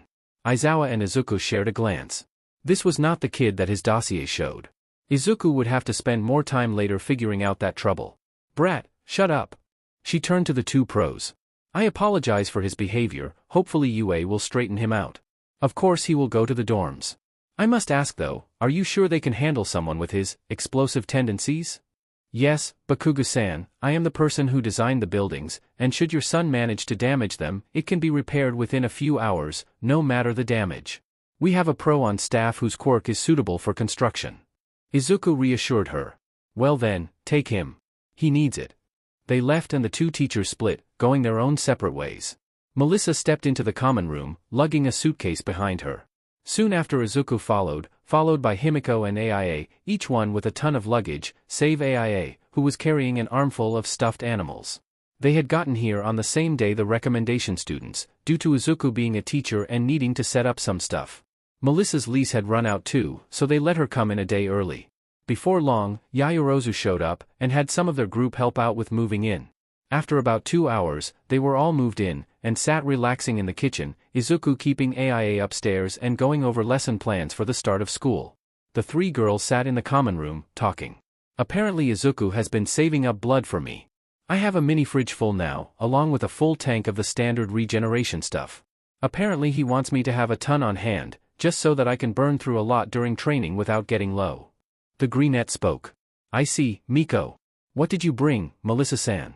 The Ravenette quickly turned the conversation from Himiko's blood obsession. They both understood that she liked and needed blood, but neither of them could personally relate to it. Nothing much. I have my usual support item tools so that I can make more of my own gear, and I've been learning how to properly care for a sword. I have been working on making the sword more blunt, with most of my time though, I'd rather not hurt people when I don't need to. Melissa stated plainly. Well, that's fair enough honestly. I mean, I like blood and all, but I don't want to go around stabbing people for it, could you imagine? 3 soft laughs echoed in unison, before a cold presence overtook the room, and all 3 girls found their attention drawn to the new bicolored mop of hair that had just walked in. Shoto was worried. Very worried. He'd met Midoriya once, 4 years ago, back when he came with Child Protective Services and took all 3 children from Endeavor, something he was thankful for, but he didn't trust the man. In reality, while the green-haired man was his savior to an extent, he still saw him as the last things of his life under Endeavor, and his family was no different. So when the same man showed up again, they were expecting bad news, and bad news was what they got, to an extent. Shoto had grown close to his mother over the past few years. Excessively close, in his therapist's eyes. But being away from her felt like a knife to the heart. They had been separated too long before, and never wanted it to happen again. Fuyumi and Natsuo were the same, though neither was quite as attached to their mother as Shoto was. The two were inseparable. Fuyumi thought it might be on their mother for trying to make up for all the missed years, and the scar she gave her son. Natsuo thought it was Shoto needing a parent not torturing him. Both were correct, to an extent, but both missed the mark on the main reason. Neither of them wanted to be abandoned. So of course Midoriya showed up, and said that if he wanted to commit to his dream of being a hero, he would have to abandon his mother. It didn't matter that they could visit. Shoto was allowed to visit his mother for all the years she spent imprisoned by Endeavor, but he never did. He just knew, no matter what, if he left, they wouldn't see each other again. It took 3 hours with his therapist to convince him otherwise, and now he stood at the threshold of the door, Fuyumi helping him with some luggage. The door opened with the scan of his new student ID, and inside his gaze was drawn towards a mop of unruly green hair that sat atop a laughing girl's head. The exact same color as Midoriya. Threat. That was the color of the last time he had seen his father. The color was a threat. That's all. Logically, he shouldn't have done what he did, but before he could stop himself, he shot a small wall of ice between him and the threat, and moved up the stairs with his things before the threat could reach him. He did pour heat into it, sublimating the ice into vapors the moment he had scaled the stairs. 3 girls stared at the door in shock. Yaoyorozu had just been about to wave greetings to the other recommendation student, when he blasted them with a wall of ice, sending Himiko jumping backwards, swearing the whole time. Then the ice wall melted, and an older girl, obviously related to the boy, judging by her hair, started apologizing for his behavior. They thanked her, and headed off to their rooms for the night. The next day was packed. "No, it's actually unpacked," a blonde-haired boy remarked on hearing that comment, which promptly earned him a slap from a purple-haired girl. After a long, long day of unpacking, they found themselves, along with the rest of 20 of the 21 students of Class 1A, sitting in a circle, snacking on a bunch of pizza that Izuku had ordered for the class, along with a number of other unhealthy foods. Something about eating all the bad things that taste good now, because you'll need to take care of yourself in training. So there they all sat, because one pink girl said that they should all get to know each other, and practically dragged them each downstairs. The pink girl stood and spoke. "Okay guys. Everyone listen up. Introduce yourself, and tell us your name, anything you think we should know, and what your quirk is." She coughed into her fist, clearing her throat. "I'm Ashido Mina, I like dancing and want to be a hero to stop bullies, and my quirk is acid." She made a greenish-white substance. "I can control most properties of the acid that I can eject from my skin." "Okay, now, you." She pointed to the brown-haired girl that had saved Melissa at the start of the exam. Said girl stood, and looked down as she spoke. "Hi. I'm Uraraka Ochako, I want to be a hero because, my quirk is zero gravity, so I can remove gravity from things." You," she hesitantly motioned towards a boy who was seemingly vibrating, and looked like he was begging to be called on. The redhead stood up. "I'm Kirishima Ijiru. I want to be the manliest hero that there is. I can harden my skin to make it harder than rock. I call it hardening. You go." He pointed to the sarcastic blonde from earlier. "I'm Kaminari Denki.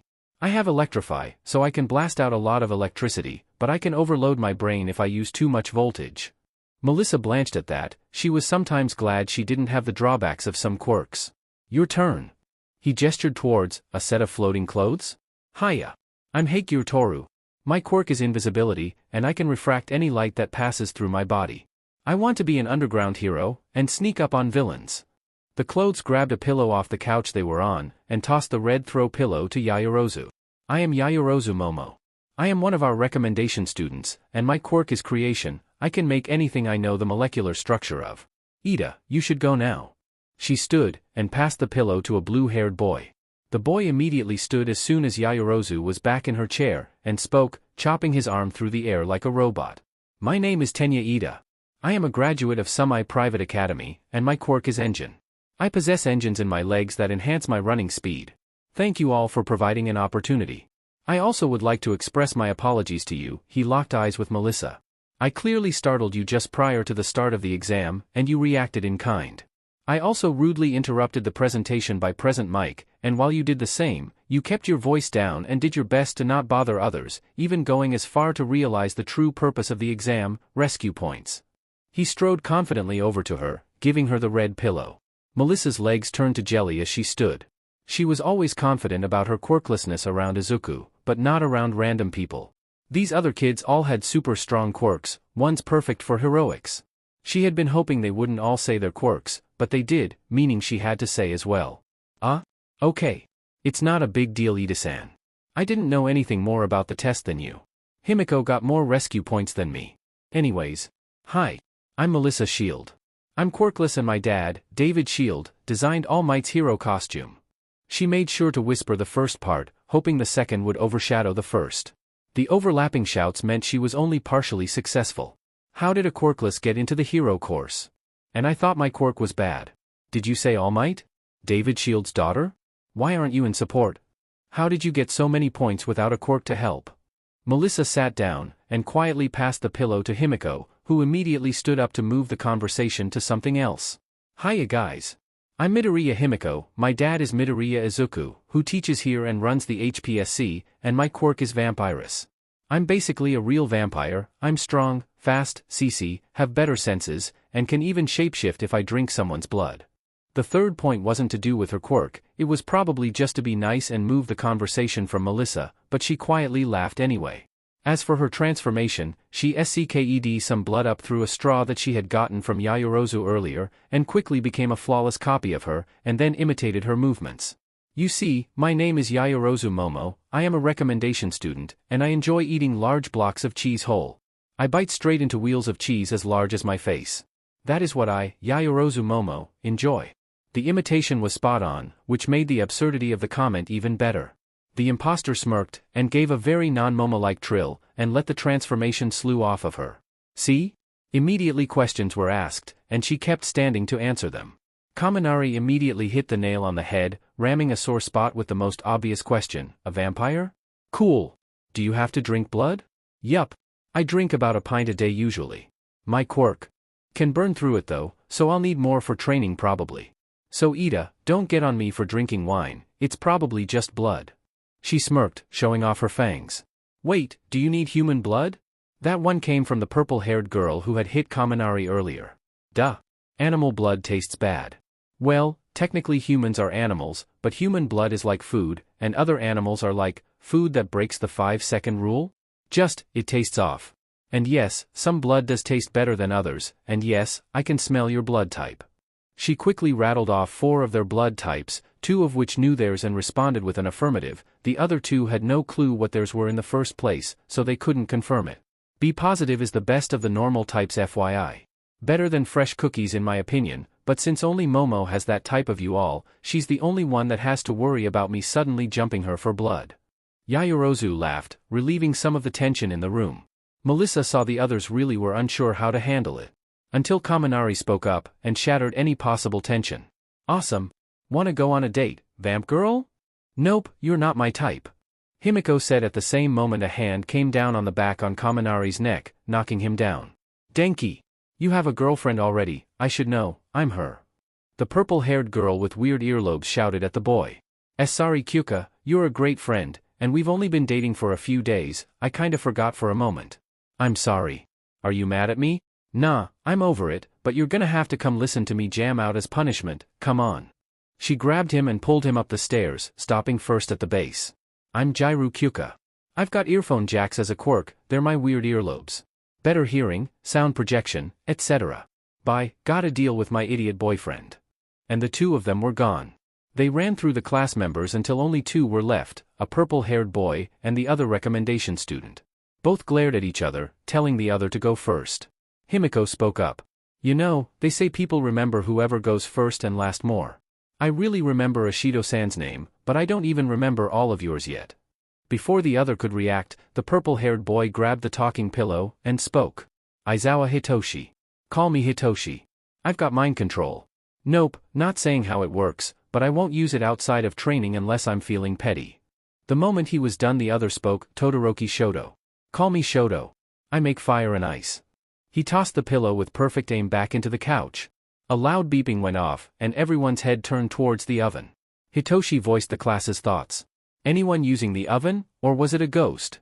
Next door, a certain silver-haired girl by the name of Yanagi sneezed. Yeah, that's me. The boy who had introduced himself as Sato answered. When your quirk makes you rely on sugar, you learn how to bake. I'm making sheet cake so that everyone can have some. Melissa had to remind herself that she wasn't into boys. Even if they baked. Even if their sheet cake smelled really good. Really, really, really good. Thankfully, she put the thoughts away, and just ate the sugary masterpiece that had exited the oven.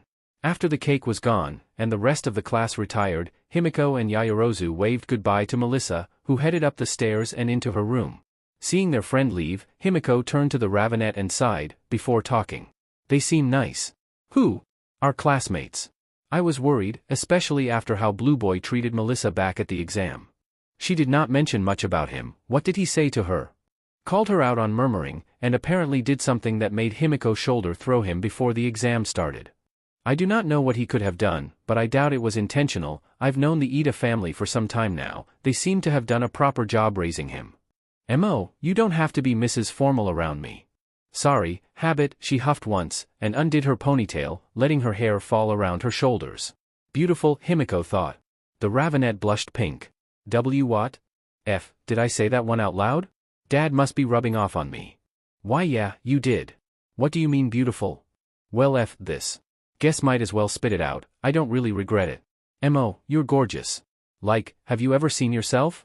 Then on top of that, you're down to earth, which wouldn't be impressive if you weren't so goddamned rich. Like, I stole from people less wealthy than you back when I was on the streets, and you have like twice the money and none of the pompous assholery of them. You're FING perfect. The Raven girl became a blushing mess. Himiko could hear the girl's heart flutter in her chest, her own heart soon followed in pace. Golden eyes stared into black ones, time losing all meaning. Their faces drew close.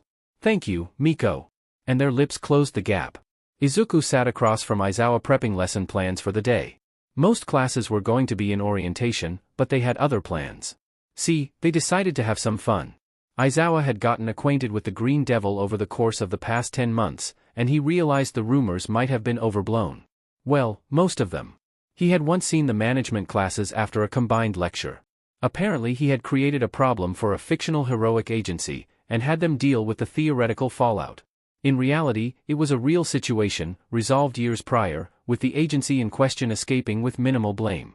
The original PR department had pulled off a miracle, and Midoriya emulated any questions the reporters had asked, never deviating from real questions. His reasoning was that it was as close to real experience without an actual internship, which while they had, the students would never be expected to help with something this important, so this was a true crisis scenario. All 3 years of management participated. Split into groups, just over 100 students had 2 days to solve the nightmare, predict questions, and provide plausible ways of turning the nightmare into a positive. Of the 50 groups, 2 managed to create passing solutions, 1 produced a scenario which was similar to the real outcome. 1 other group simply turned in the exact plan that had been used, something Izuku gave them credit for using their resources well. So their Midoriya was figuring out how to scar their students for life. Yes, they knew that they had basically adopted 4 of the 20 students between themselves. No, that did not mean that they would show favoritism. If anything, they were going to make their kids' lives a living hell. Clicking his pen twice, Midoriya set down his pen, and gathered the lesson plans. Ready to scare some children, Aizawa-senpai? Midoriya emphasized the senpai sarcastically. Turning to him, Aizawa let loose the smile that sent chills down the hearts of pro-heroes everywhere. Let's. Momo was the second to arrive to class. In front of her sat the class bleuette who appeared to be methodically taking inventory of the room, and speaking softly under his breath. She could swear she heard him say, as expected of such a prestigious school as UA, their desks are made from high-end material. She watched as one by one students filed in. The only one she didn't know off the bat was the boy with spiky blonde hair and red eyes who, upon entering, sat down hard in his chair and tossed his feet up on the desk, where Ida promptly came over to introduce himself and scold the boy for being disrespectful of school property. Before long, Momo was only waiting for Melissa. The others around her were all chatting. Miko was sitting next to her, sipping on a thermos of blood, and Melissa hesitantly stepped through the doorway. The blonde boy who hadn't been there the night before's eyes snapped to her, before standing and striding over to her, fists clenched. What are you doing here, you useless shithead? Trying to go to class, Bakugo. Deal with it. She brushed straight past him, and sat down in the last empty seat. Bakugo approached her, looking furious, as if about to fight. He raised his palm, and stopped. Turning around he saw an adult leaning on the podium. In seconds everyone shut up, sat down, and faced him. 15 seconds to notice me and respond. We don't have time to waste. You're here to be heroes, not play around. Class has started, so let's get on with it. First. Bakugo stood. Who are you, you hobo? We're supposed to be taught by pros, not by random homeless people. I am a pro, I can assure you. Aizawa Shoyuta, underground hero, but nevertheless, a hero. Sit down and shut up or you're expelled. He grumbled, but sat. Your first lesson, situational awareness. He was cut off again, but this time it seemed intentional. A familiar voice spoke from behind her, and she whipped around to see where her mentor was. Not a single one of you noticed me. Not one.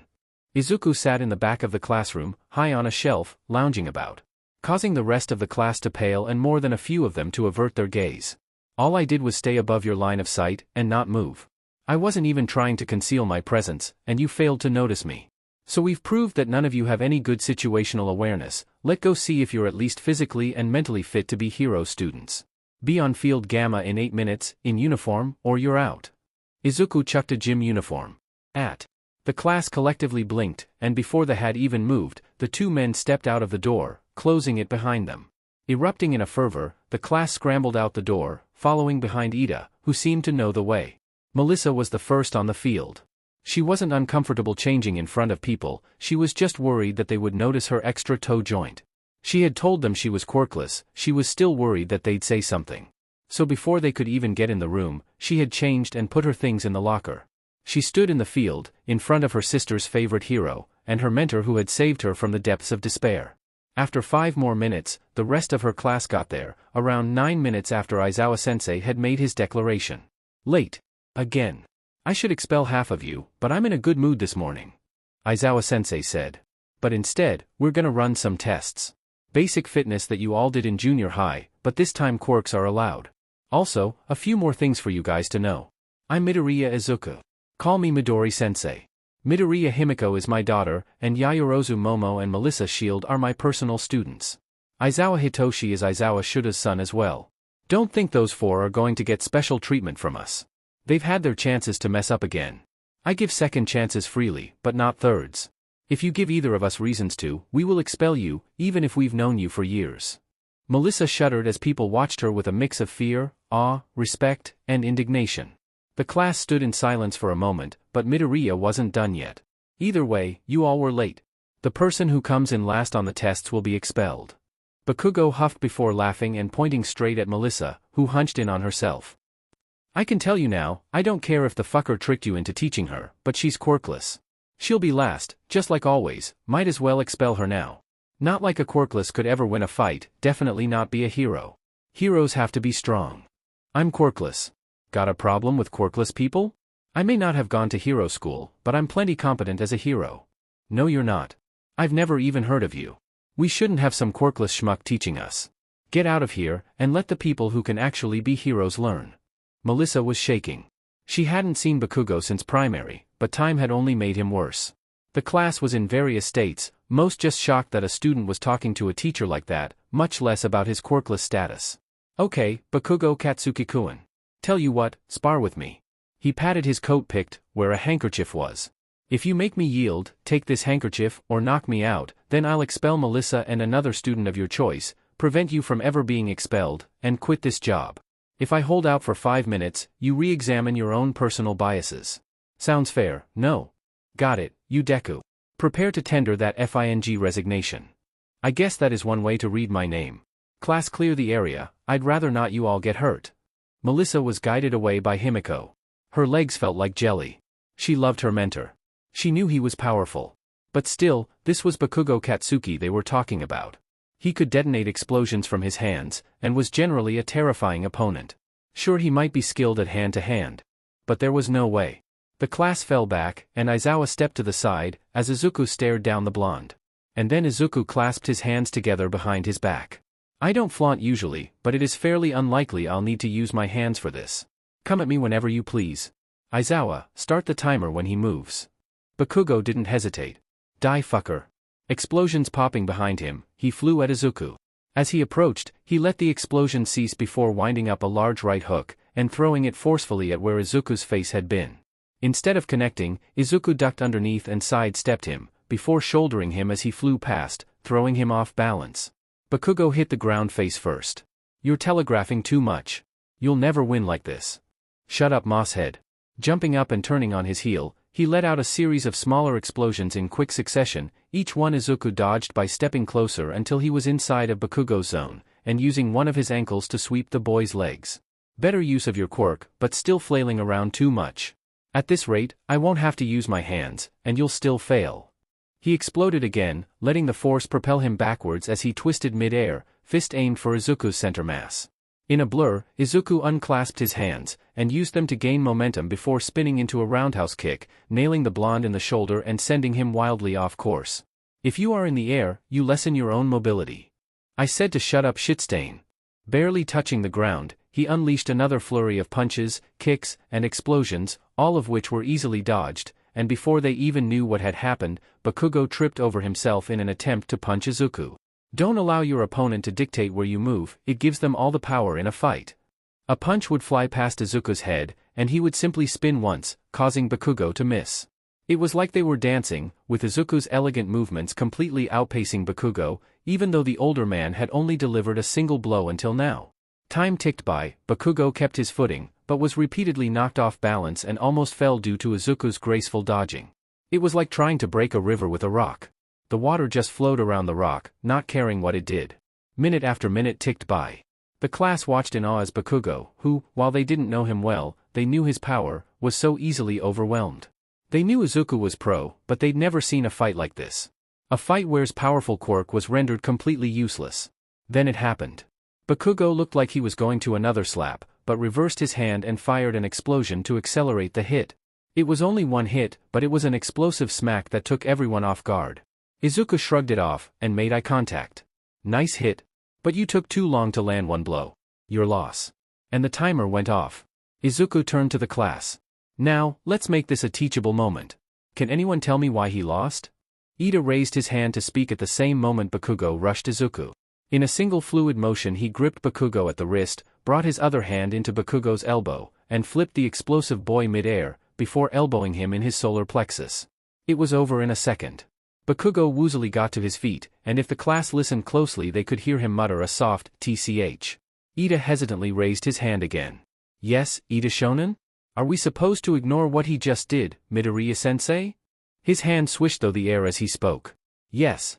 Now, teachable experience. Why did Bakugo lose? Momo spoke. He failed to keep his eyes on the objective, and kept targeting you. You have him 3 ways to win, but he never even tried to grab the handkerchief. Good. Now here's what I'm going to teach you first, never lose sight of the objective. Saving people should always be a hero's goal. Do that, and every fight will count as a win, even if the villain escapes. If you manage to save people you have been a hero, focus on the rescue more than anything else. It is your handkerchief. Speaking of the handkerchief, it's time for your second lesson, this one on situational awareness. You all failed to notice me in class, let's see if you noticed this. Where did I put my handkerchief? His BRST pocket was empty, void of the silver cloth that had been there minutes prior. The class looked him up and down quizzically. Even his personal students hadn't noticed. A series of "I don't know" and "inside your coat?" escaped the kids. So none of you saw it. Your first day is going poorly. If you plan to make it through the year without us expelling you, you're going to need to improve. If Bakugo had been paying attention to the objective, instead of hurting me, then he could have walked out of the ring and won. After all, I put it in his back pocket. 20 heads snapped to Bakugo. They watched as the blonde hesitantly reached into his back pocket, eyes widening as he removed a small, silver cloth from the folds. Aizawa clapped his hands once. That's enough of a spectacle, let's run your fitness test. With Aizawa running the test, he sent a text off to Nizu and Hound Dog, letting them know he had a student in desperate need of anger management therapy. When Izuku looked at Bakugo Katsuki, there were so many variables that read wrong about the kid, but he didn't know how to interpret those.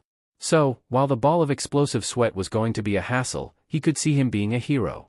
Not the best one, but definitely a strong hero with a, not pure heart, but definitely an upstanding hero, and not an endeavor. He watched as these kids applied various aspects of their quirk to the apprehension test. He found himself fascinated by a whole nother set of quirks. He watched as the Ashido girl reduced the acidity of her acid, while manipulating other aspects of it to allow her to skate across the dash.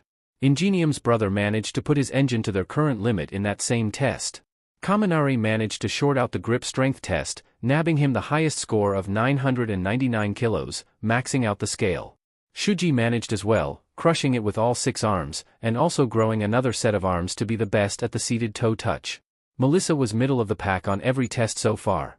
Not enough to get her expelled by Aizawa's standards, but still not the best. Izuku knew better than anyone she'd have to rely on support gear in order to be a hero. Shinso was going last in every test, and using his quirk to have the best of the class for that specific test to help him beat them. He only did poorly in the dash, as Momo's bike didn't speed him up all that greatly. Finally it was time for the ball throw. Uraraka and Shinso tied with infinity, after which came Momo, who created a small howitzer cannon, and filled it with some blast powder which was probably not a legal substance in most countries. Then came Bakugo with a solid 700 meters, and after that Todoroki.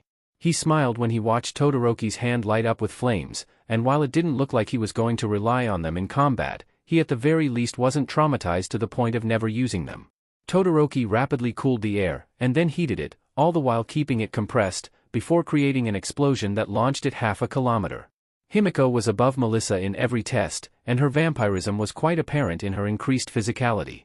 Her ball throw was a few hundred meters, her dash was 7 seconds, her seated toe touch was done by her practically folding herself in two, and her grip strength was scarily high.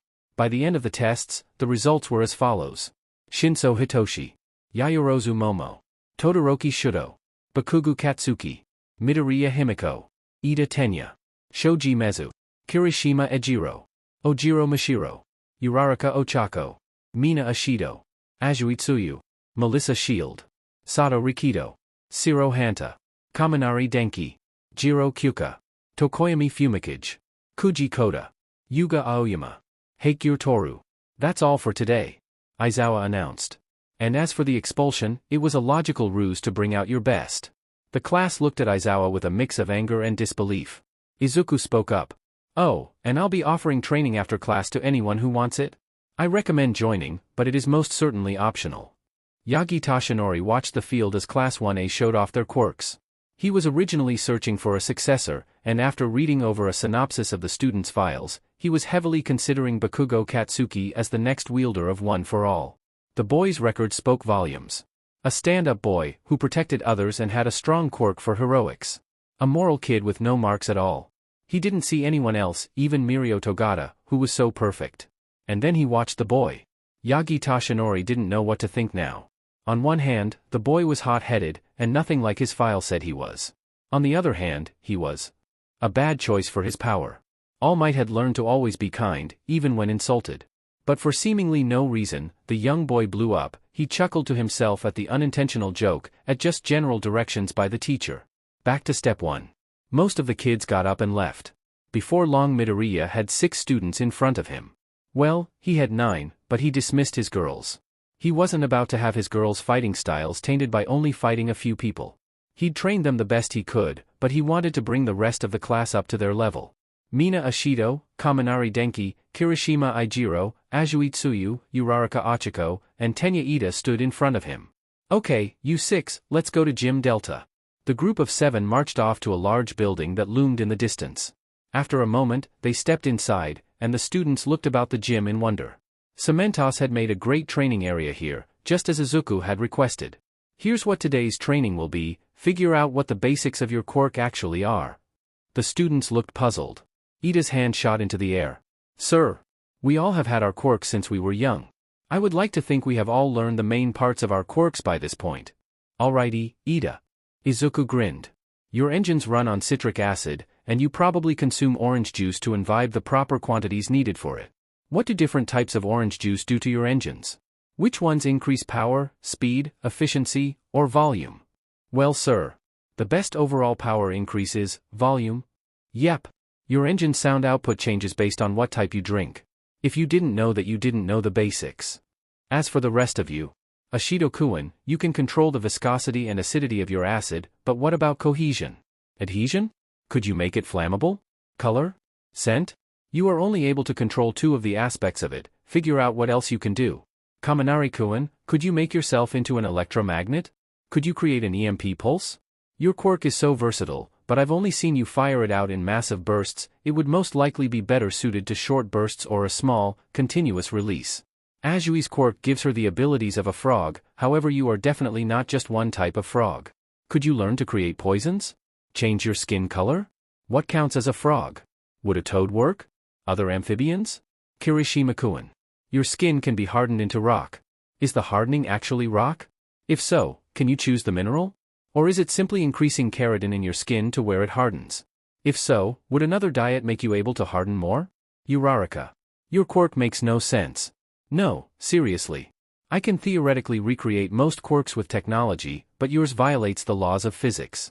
Figure out if you create a field of 0 gravity on contact, or if you actually remove gravity. Either way, you might be able to increase gravity. If you were to increase the gravity of the air around you, you could gain a ranged attack. The number of possible outcomes with your quirk is so absurd, I don't know where to start. 6 teenagers stood in shock as their quirks were dissected one by one, to a minute detail beyond what they had even thought of, and they had had their quirks their entire lives. The hour and a half they spent establishing the fundamentals of their quirks was more in depth than any of them had even considered doing. At the end of the session, Izuku watched with a mild amount of sadistic glee as they all stared at their hands in disbelief. He'd at least doubled the power of their quirks already. Ida's engine power output was being entirely mismanaged. Izuku was only really able to know that due to his work with his older brother. Ashido could actually create bases with her quirk, as it adjusted pH, and also managed to control flammability, so she was now equipped with essentially mock napalm. Cohesion and adhesion were next, but she had run out of time. Kaminari, on the other hand, had failed at just about everything he had tried. EMPs didn't work, his magnetized state was low power, though he did realize that being close combat instead of medium range was probably a better option. Azui had the most interesting development. Izuku didn't know how to classify IDM, but it seemed like she was able to do anything she thought a frog was supposed to do, giving her a type of mental control over her mutations. She actually created a few types of poison before exhausting herself. Kirishima had very little improvement.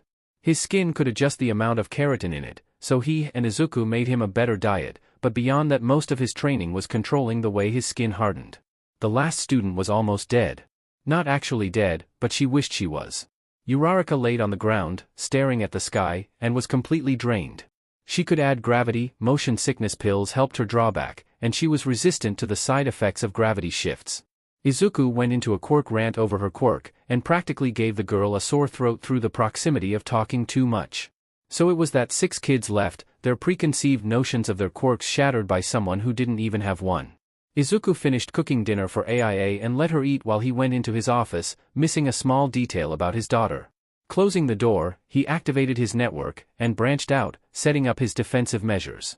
Theoretically, his personal server was the safest server possible, without actually air-gapping the system. This network was fondly nicknamed the Shitstorm. After all, the things that he catalogued here and purged from an online existence were, at the very least, national catastrophe level. The real top villain list, filled with known weaknesses, abilities, of those 5 whose sheer power rivaled anything the heroes could muster. A file filled with secrets, from One for All's lineage to the files detailing the torture of Nedzu. Locations of weapons, lost from the quirk emergence. Projects, experiments, secrets, and blackmail. All of it was information that was hazardous to even exist. Printing it was unreliable. A paper document, even coded, could be stolen, and with enough time, any code would be broken. Hiding in the cesspools of the internet wasn't reliable either, as half the people he tracked were better at navigating the dark places than he was. So here it was, geo-locked on site at UA, one of the most secure places on the planet. He backed the data to a thumb drive, and slipped it around his neck, mentally running through his list of the data stored on it. The Black Room, aka the Shitstorm, compiled by Izuku Midoriya. File 1. The Worst Villains. Number 1. Name, Nico Shigaraki. Alias, All for One. Description, a white-haired man of Japanese descent. Despite his more than 200 years of age, appears to be no older than always appears in a fine suit, and takes care to be extremely well-groomed. Carries himself with an air of casual superiority. Quirk, All for One. The ability to take and give quirks by touch. Limits unknown. For a list of known stolen quirks, see Addendum A. Crimes, human trafficking, murder, and bribery. Weaknesses, impossible to determine. Most likely path of success is for the current bearer of the counterpart to engage in combat. Any other hero is almost certain to fail.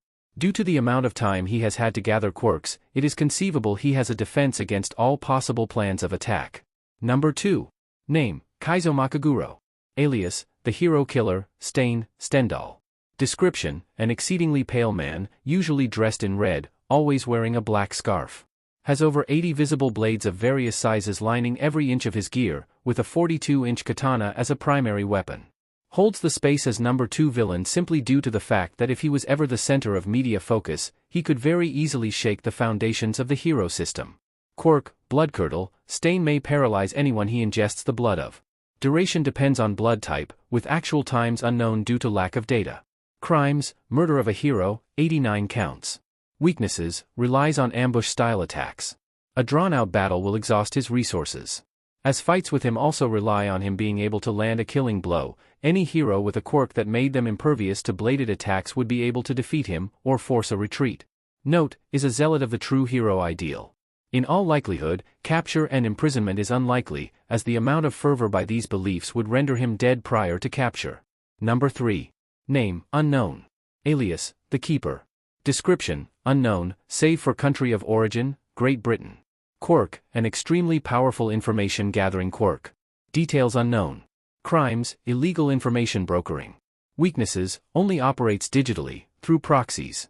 This limits his sphere of influence, but also makes any analysis on her difficult. Note, the only reason she qualifies for this list is the number of secrets that she has dispensed implies a knowledge powerful enough to destabilize any government. File 2. Locations. Number 1. Name, the Tomb of Destro. Description, not his actual tomb, but a sealed weapons cache with chemical, nuclear, and conventional weaponry. Physical location, redacted. Number 2. Name, the laboratory. Description, the leading quirk laboratory of the underworld. Rendered mostly inoperable by Nizu, however complete assurance of all sensitive information inside is impossible to determine. Physical location, unknown, except for Nedzu and Dr. Ujiko Garaki, the two sole remaining occupants of the lab, the latter still at large for crimes committed there. Number 3. Name, the Void. Description, a black hole created by a quirk similar to that of the Hero 13, however is stable and incapable of growth. Physical location, the peak of Mount Fuji. File 3, Blackmail. Signing off, Izuku spent the rest of the night working on lesson plans for tomorrow. Sadly, he had to follow All Might's lead, and that meant combat exercises on day 1. He was touching up the plans on Heroes vs. Villain exercise involving a mock bomb, including a few rules that shouldn't be said aloud, like the moving of the bomb, and changing All Might's rule of, touch the nuclear weapon and you win, to, remove the nuclear weapon from the building and you win. He was about to start pairing the student teams, when a knock at the door shook him. Walking over he opened it, and looked to see AIA stumble, and collapse into his legs. Quickly picking her up in a panic, he set her on the couch. Aya-chan, honey, what hurts? Head, bad headache. As if to accentuate the point, she screamed in pain. Feeling her forehead for a fever, which seemed to be the case currently, he ran to the kitchen and got an ice pack together, wrapped it in a towel, and rested it on her forehead, trying his best to ignore the pain screams and tears coming from his daughter. He understood best why she was screaming, it helped relieve the pain. She got it from her mother, who once lost her voice because she decided the best way to deal with the flu was screaming the pain away, which worked, but with the pain went her voice. AIA had adopted the same habit, albeit with a healthy dollop of Midoriya crying. He texted Recovery Girl to make a home call to see if there was anything he was missing, before grabbing some ibuprofen from the medicine cabinet and a cup of water, and getting AIA to drink it. Recovery Girl arrived, and after an examination, it was revealed that for all her brains, AIA was an idiot. Well, a loving one at the very least. She had thought Izuku was working too much, and wanted to take him on vacation, so she looked at a beach picture, and tried to open a fire transport there with her quirk. The beach was on Santorini. Izuku was thankful he didn't have a quirk exhaustion was a beach. But either way, he stayed by his daughter's bedside, with a pair of earplugs in. Honestly, you'd think she had Yamada's quirk at this point, and helped her fall asleep. Recovery Girl said it would pass in a day or two, but that Izuku should probably stay home and take care of her for the time being, as she wasn't going to be able to go to school. Shooting his daughter a text to let them know the situation, which prompted Himiko breaking into her sister's room to say goodnight, he told Nedzu he wouldn't make it in tomorrow, or the next day most likely. After all, what was the worst that could happen? It was only 2 days at UA. He'd be back just in time for their Friday rescue training. Hey everyone. I wanted to thank all of you for reading this FIC, even though I stopped updating it about a year ago. Some of you will have seen another FIC, take 2, of this one that was slightly darker. Said FIC was not up to what I considered my standard, and was deleted for it, along with all my fics, besides this one. Don't worry, all my writing, even my subpar stuff, is saved to my Google Drive. But over the past year, I've read more, and written a lot more, and learned how to use rich text. More specifically, I've spent the past year improving my style, and taking inspiration. So, bad news, this FIC will never be updated again. There are a few too many plot holes, and a few threads I made that I have no intention of using. Shoddy writing, if you ask me. Also, good news, I am rewriting this FIC for approximately the 8th time. Only this version and one other have seen the light of day. The current revision, which I am still writing chapter 1 of, and hope to finish tomorrow, borrows heavily from some other fics. Cure to Evil, by Mirand. Switchblade, by Cassid. And finally Type 2 Hero by Mad_Nimrod. I have received permission from Mirand, because I am stealing approximately all of his supervillains, along with adding a few of my own. They will all be credited in the FIC, though. I'll go ahead and list some of the changes. Midoriya is a Roas, and as such will have never married. Sorry AIA, but you gone. He will essentially be the father of Melissa Shield, her having left Island to stay with Uncle Izuku a long time ago. David Shield is a bad father in my fics. The Excalibur sword will change, but still be there, don't worry. I like quirked items. It will be told, primarily, from Izuku and Melissa's perspectives, with brief interludes for reactions from other characters, or foreshadowing. No more improv. I have a story outline, plot beats made, and character decisions decided. This FIC will have some heavy topics in it, but at the end of the day there will be fluff and comedy to break it up. Himiko will still be in 1A, but as Vlad's daughter. Midoriya will be slightly more ruthless, more combat-trained, and use a different fighting style. His style, while having elements of Tai Chi in base, when on the offense swords and knives will be used. I'll post a link here when I finish setting it all up, but expect it sometime tomorrow, with weekly updates. Yell at me to do those, please, I forget. New FIC link. Okay, sadly the chapter is over, and if you enjoyed the video just leave a like, and subscribe with post notification, so when the next chapter is ready, you will be notified. Okay, see you in the next video. Bye.